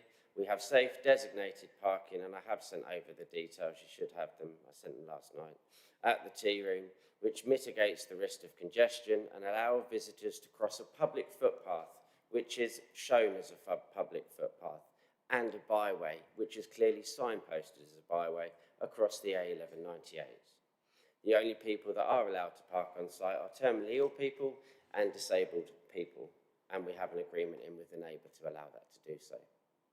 We are deeply committed to inclusion, education and wellbeing. We never charge terminally ill people to visit, ensuring those who need it most can enjoy the benefits of our farm.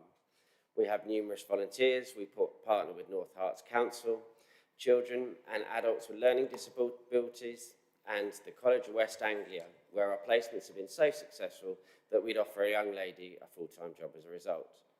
We work with Great Ormond Street Hospital, veterans and serving militaries, extending our commitment to helping those facing the most difficult challenges. And our farm contributes more than to mental health, encouraging people to get outside, get off their phones and connect with nature and experience the very best of the UK countryside. We're also a member of FWAG, which is the Farmers of West Anglia group, and we're in part of many inclusive groups, including neurodiverse ones, and we are a partner on the LGBTQ+ group, and we work with local ethnic minority groups and encourage them to actively get out and come and see us. Our work reflects the country's priority of protecting the environment and biodiversity. It has also been suggested that the tree roots are being damaged. This is not the case. The trees remain healthy, and where the roots have been exposed during the last year's unusually dry weather, we've added soil and bark to protect them. None of the trees are subject to TPOs, and their preservation is essential to the environmental management. Sorry, Mr. Latin, your time is up, so if you just you conclude your remarks. It's fine. You've heard what I've just said. Thank you very much. Again, a question to officers. Mr. Latian referred to an agreement on parking sent over last night. I'm assuming that is the unsigned lease that was referred to earlier on. Do we have anything else that we've received on this that we should be aware of? Okay, let's... Sorry, I was just going to clarify. I was trying to check my emails. So I received something at 3 o'clock yesterday, which was not the lease, and then I'm just checking the time on the one I got. 10:52 this morning, I got the lease that was a lease that was unsigned. I think that we have before us, or have considered all of the information that is likely to be relevant on this particular point then. Any others want to ask questions of officers following that presentation? Mr. Latian, thank you very much indeed. So I then move on to the next public speaker, Colin Wilson, I believe on behalf of the Parish Council. If you'd like to come forward, Mr. Wilson.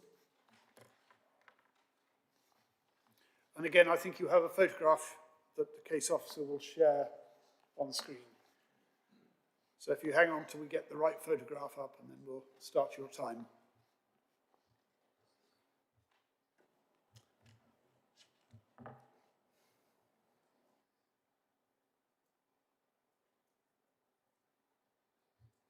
Is that the photograph you were expecting to see? That is the photograph, if you can read it. I'm sure you can explain it to us. Mr. Wilson, can I just confirm that you have the Parish Council's consent to appear on their behalf? I do. You do, right. The time is yours. Please start. Thank you very much. Firstly, Arrington Parish Council have always taken a positive approach for this application under the framework guidelines to review material considerations only. It is the view of this council, as you have read from our consultations, is that whilst this venue is potentially a benefit to the village, it is in an inappropriate location. The fact that it is a retrospective application has removed some of the speculative arguments as to impact of the location and its residents. As you can see from the photographs, the impact that this is having. We can help Cambridgeshire Highways with their recent request for a survey, because we've done a very quick survey of 45 vehicles travel up and down Church End Thursday to Sunday, 9 AM to 5 PM, when the site is in operation, and approximately 70 pedestrians walk Church End, which is doubled because this is a no-through road. The rest of the week, when it's not operating, is 18 vehicles and 15 pedestrians. The applicant has recently withdrawn their document explaining business expansion plans, which could increase these highway safety risks. This land was segregated from the agricultural land that this was part of, and thus is now landlocked and can only be accessed from the narrow single track of Church End, which is via a public footpath and between two domestic driveways. We don't believe this is a farm diversifying to make ends meet. This land was purchased for this purpose only. The ecology starting point is not a good baseline. Using Google Earth as a base ecology chart can be dubious, and you can't see a newt from a Google Earth. This land has been pasture for decades, and much biodiversity has occurred during this time, and this baseline doesn't reflect this. Every Thursday, 2 tankers visit the site to remove effluent when there are more than other more eco-friendly alternatives to create toilet facilities. You should just note that if you're going to consider this and put planning conditions on business growth restrictions, this is a difficult thing to enforce, I'm sure you're aware, and maintain. So you need to have to consider really that this, if you agree with us and highways, this is an inappropriate location, you can only come to one conclusion, that this would need to be objected. We ask you to consider this application in its location, the impact it is causing, and the health and safety risks associated with this location. Thank you. Mr. Wilson, thank you for that, and thank you for keeping too well within your time. Do any members have any questions they would like to ask of officers in relation to that presentation? Mr. Wilson, thank you very much indeed. We now come to the debate on this application. Who'd like to kick us off? Do I see Councillor Toomey Hawkins wanting to speak? No, I don't. Any other? Councillor Sanford will kick us off then. Thank you, Chair. This application, this project, has a lot of merit. It's obviously providing healthy outdoor recreation for younger members of our community and also the disabled. However, I think we've clearly heard the concerns around, firstly, parking, and secondly, traffic. I have to think the parking situation could be worked through, possibly with some advanced booking system to avoid congestion. The 1198, yes, that's a fast road. I'm actually very surprised that County haven't reduced that to a 20-mile-an-hour zone, going through there regularly and put in some attenuation, which would help the situation. It probably wouldn't be as good as a pedestrian crossing. But the need to walk up Church Lane into Church End, which is, as shown in the photographs, very narrow and there's no footpath, is a concern. As for getting on site, I don't think the Waste Service would actually want to take one of their bin lorries on to the actual application site. They probably want to turn around in the circle before the gate and pick up the bins from there. And as Mr. Wilson said, the tanker lorries seem to make it up to the end regardless. So I think that's probably things that can be worked through, but until we've got a watertight signed lease on a certain number of parking spaces, and I think need a little more creativity on the, call it the travel plan, the walking up the lane. I'm sort of sitting on the fence. I say this application has great merit, but the detail is lacking. Thank you, Chair. Thank you. Next, I'm going to call on Councillor Heather Williams, and after that I'll come to Councillor Ariel Khan. Councillor Williams. Thank you, Chair. It is a difficult one because agriculture at the moment, whatever the purpose is, being pushed to diversify, and farmers, are encouraged, and I have sympathy for that. I also agree that these sorts of ventures can have wider benefits for mental health and the like. It's not a bad thing to do. The issue I think we have before us is the location. And I think that's what's the biggest issue. It's not the merits of the application or even the principle of diversifying land for this purpose. It's where it is. And with parking not being on site, it makes it very difficult. So we walked that journey the other day. And obviously as local member, I'm very familiar with the routes. The Hardwick Arms and the lease is a bit of an issue because we now can't look at other options either. It is nice to see it up and running, and I do appreciate the efforts that have been gone to bring that back into use, but that's not what we are looking at today. We've got to look at that safety aspect from the Hardwick Arms up to the site. Whether it be Footpath 1 or Church Lane, both require the crossing of an A road. It is the A1198, and actually that road, not necessarily this particular area, but that road in general has an upsetting history when it comes to accidents. So I do welcome actually if the speed limits were reduced, but I think there are difficulties on A roads of doing that.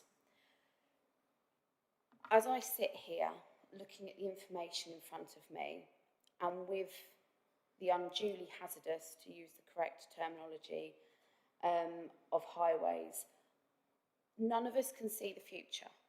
None of us know what the future will bring, and there are times when we will make decisions at this committee and others where, as a consequence, bad things can happen, accidents can happen. But if I was to sit here now and overturn a highways objection that said it was unduly hazardous and an incident was to occur, I couldn't live with that consequence. So with that in mind, I will be voting for refusal today. Thank you. Councillor Ariel Khan. I also sympathise deeply with the applicant. I could see that it's a very, very important business. Like Councillor Williams said, many farmers are having to diversify now, and I think this is a really good way of doing that. But similarly to Councillor Williams, I'm really uncomfortable with approving an application which with an access that highways describes as unduly hazardous. And I am especially reluctant to approve an application of an access which is frequented by children, which highways describes as unduly hazardous. So I am also minded to vote for refusal for this application today. Councillor Dr. Martin Khan. Thank you. I'm probably going to repeat a bit here, but I also feel that it's obviously a very a use of the land which has great benefits for people visiting it. It's a nice facility. It's a good use of the land. I think the biodiversity problems could be resolved generally, and I think so. The real problem comes down to the problems of access for parking, and even if you use the alternative access across the footpath along A198, Councillor Payne and I both walked that route. Walking on the pavement on the A1198 is, with kids who would, because the footpath's not very wide, would probably tend to end up on the road. I mean, that's a nightmare. I would not wish to do it myself. Even if there's a footpath there, it's not very wide, and with kids running around, and I would have been terrified with my children to do that. So that's not an alternative.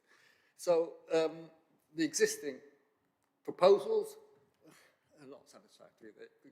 We would be terrified of an accident, and we've got a highways recommendation refusal. I suspect that a solution could be found if, for instance, there were people visiting were required to go on a bus or transport route, and that was provided, but that's not what is before us. We have to consider the application before us, and I'm afraid I will recommend, therefore, be voting for refusal, and if they can come up with a solution which is acceptable, then we will consider that. But at the moment, that's where we are. Thank you. Any other councillors wish to contribute to the debate before I make a few comments of my own? Councillor Timmy Hawkins. Nothing new, actually. It's unfortunate that it's the location of where it is, and the fact that we've heard from Dr. Finney. I mean, just clarifies that when it comes to the highways issue, we can't, the solution for that is not something that is before us. Now, I know the road very well. That section has been reduced to 30 miles an hour. I use it at least once a week. And you come from whichever end it is, and you have to sort of like, oh, yes, this is where I am. And of course, it's difficult. And I hear what Councillor Williams has said. It's a difficult road. And having to cross that on foot is challenging. I have a bit of the 1198 further in my ward, which we've had accidents. I mean, that whole road actually is something else. So if that issue can be resolved, then who knows? Maybe it can come back, but it's a major issue, and unfortunately, I don't see how this application hasn't overcome that problem. So Thank you. Do I see any other? I do. Councillor James Dixon. Yeah, go on. Thank you very much, Chair. I was really just to echo again various points that were made by the councillors here. That it's clear, it's clear that there's tremendous effort has been put into this business. It's clearly very well received. You know, if you look online, look at its reviews. If you read the comments, you know, we've seen a lot of comments and written comments against this application from the village, but there's also a large number of comments in support of this application. And it's obviously down to the positivity of the business itself. But however, you know, it's that tremendous effort aside, again, similar with other councillors, I couldn't, in good conscience, you know, go against the recommendation of Highways Officer, denoting this as unduly hazardous as the access, if something was to happen on that route. And I appreciate this is a retrospective planning application as well, and I just can't imagine seeing a transport statement of, you know, of an application setting this out as a good example of how, you know, how to attend the business. And it's not just grown-ups, but it's grown-ups with children of different ages, all unfamiliar with the area as well. So, which makes it, I'd say, more likely that mistakes could be made, and rules and suggestions not followed. So, with that view, I find it very difficult to support this application. Thank you. I just add a few comments of my own, and then I think we'll be ready to go to the development manager to sum up before we take a vote on this. I think most of us have recognised the very valid and widespread benefits which an enterprise like this can have, not only in terms of mental health, access to the countryside, disabled, including disabled children, and there are some existing measures being taken on that. I was particularly struck by the focus on those with terminal illnesses. We've heard from somebody quite senior recently about the benefits of animals, in that case a different species, for people who are dying. In that case, I think it was donkeys. But the point is the same. There are a number of real benefits in this business.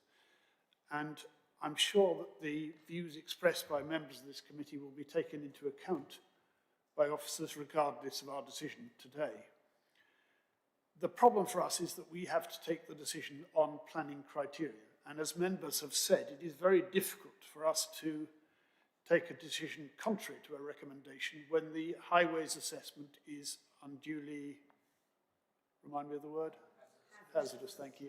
I did want to get that one right, so good to have prompting from a number of members on that. It's very difficult for us to come to a contrary view. I just want to consider this in a slightly different context. This site is surrounded by a network of paths and byways, including a national byway, whatever its status in terms of a public right-of-way. And certainly I have come across some very valuable enterprises on public rights-of-way, particularly cycleways, which have no visible access by vehicle at all.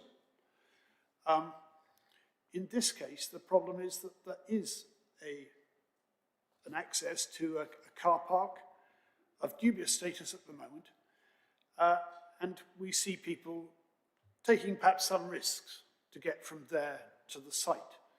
Now, we have to remember that people using public rights of way, cycleways and so on, are entitled, for instance, to walk up Church Lane, but clearly this encourages more and does appear to encourage some hazardous situations. So I find it very difficult, despite that, to say that we should vote against the officer recommendation on this. We haven't, I think, been given any evidence today that really justifies us doing that. And so, like some other members of the committee, I shall be voting against this application. But before we come to that vote, I would just, I'm assuming there are no other contributions to this debate. I think we've all had a chance here. So I would just ask the development manager to sum up, and then we will move to an electronic vote. Thank you, Chair. Just to clarify, officer recommendation is set out on page 77 of your agenda. Recommendations to refuse. For the reasons set out in the report, there are 6 over the page from 77 to 78, with any minor amendments to the reasons as drafted delegated to officers. Thank you, Chair. Thank you. So can we now move to a recorded vote, please? Yes, I'm sorry, we have a proposal. Do I have a seconder? I do, Councillor Sanford, thank you. Yes. I did. Councillor Khan, I think we've moved to a vote. So, I was only going to ask that we clarify exactly what we voted. Yes, well, that was my next question. So, if you accept the officer recommendation, or support the officer recommendation to refuse, then you press the green. If you take a contrary view, then you press the red, or indeed abstain by yellow. So, I hope that is clear. Perhaps we could now conclude that vote.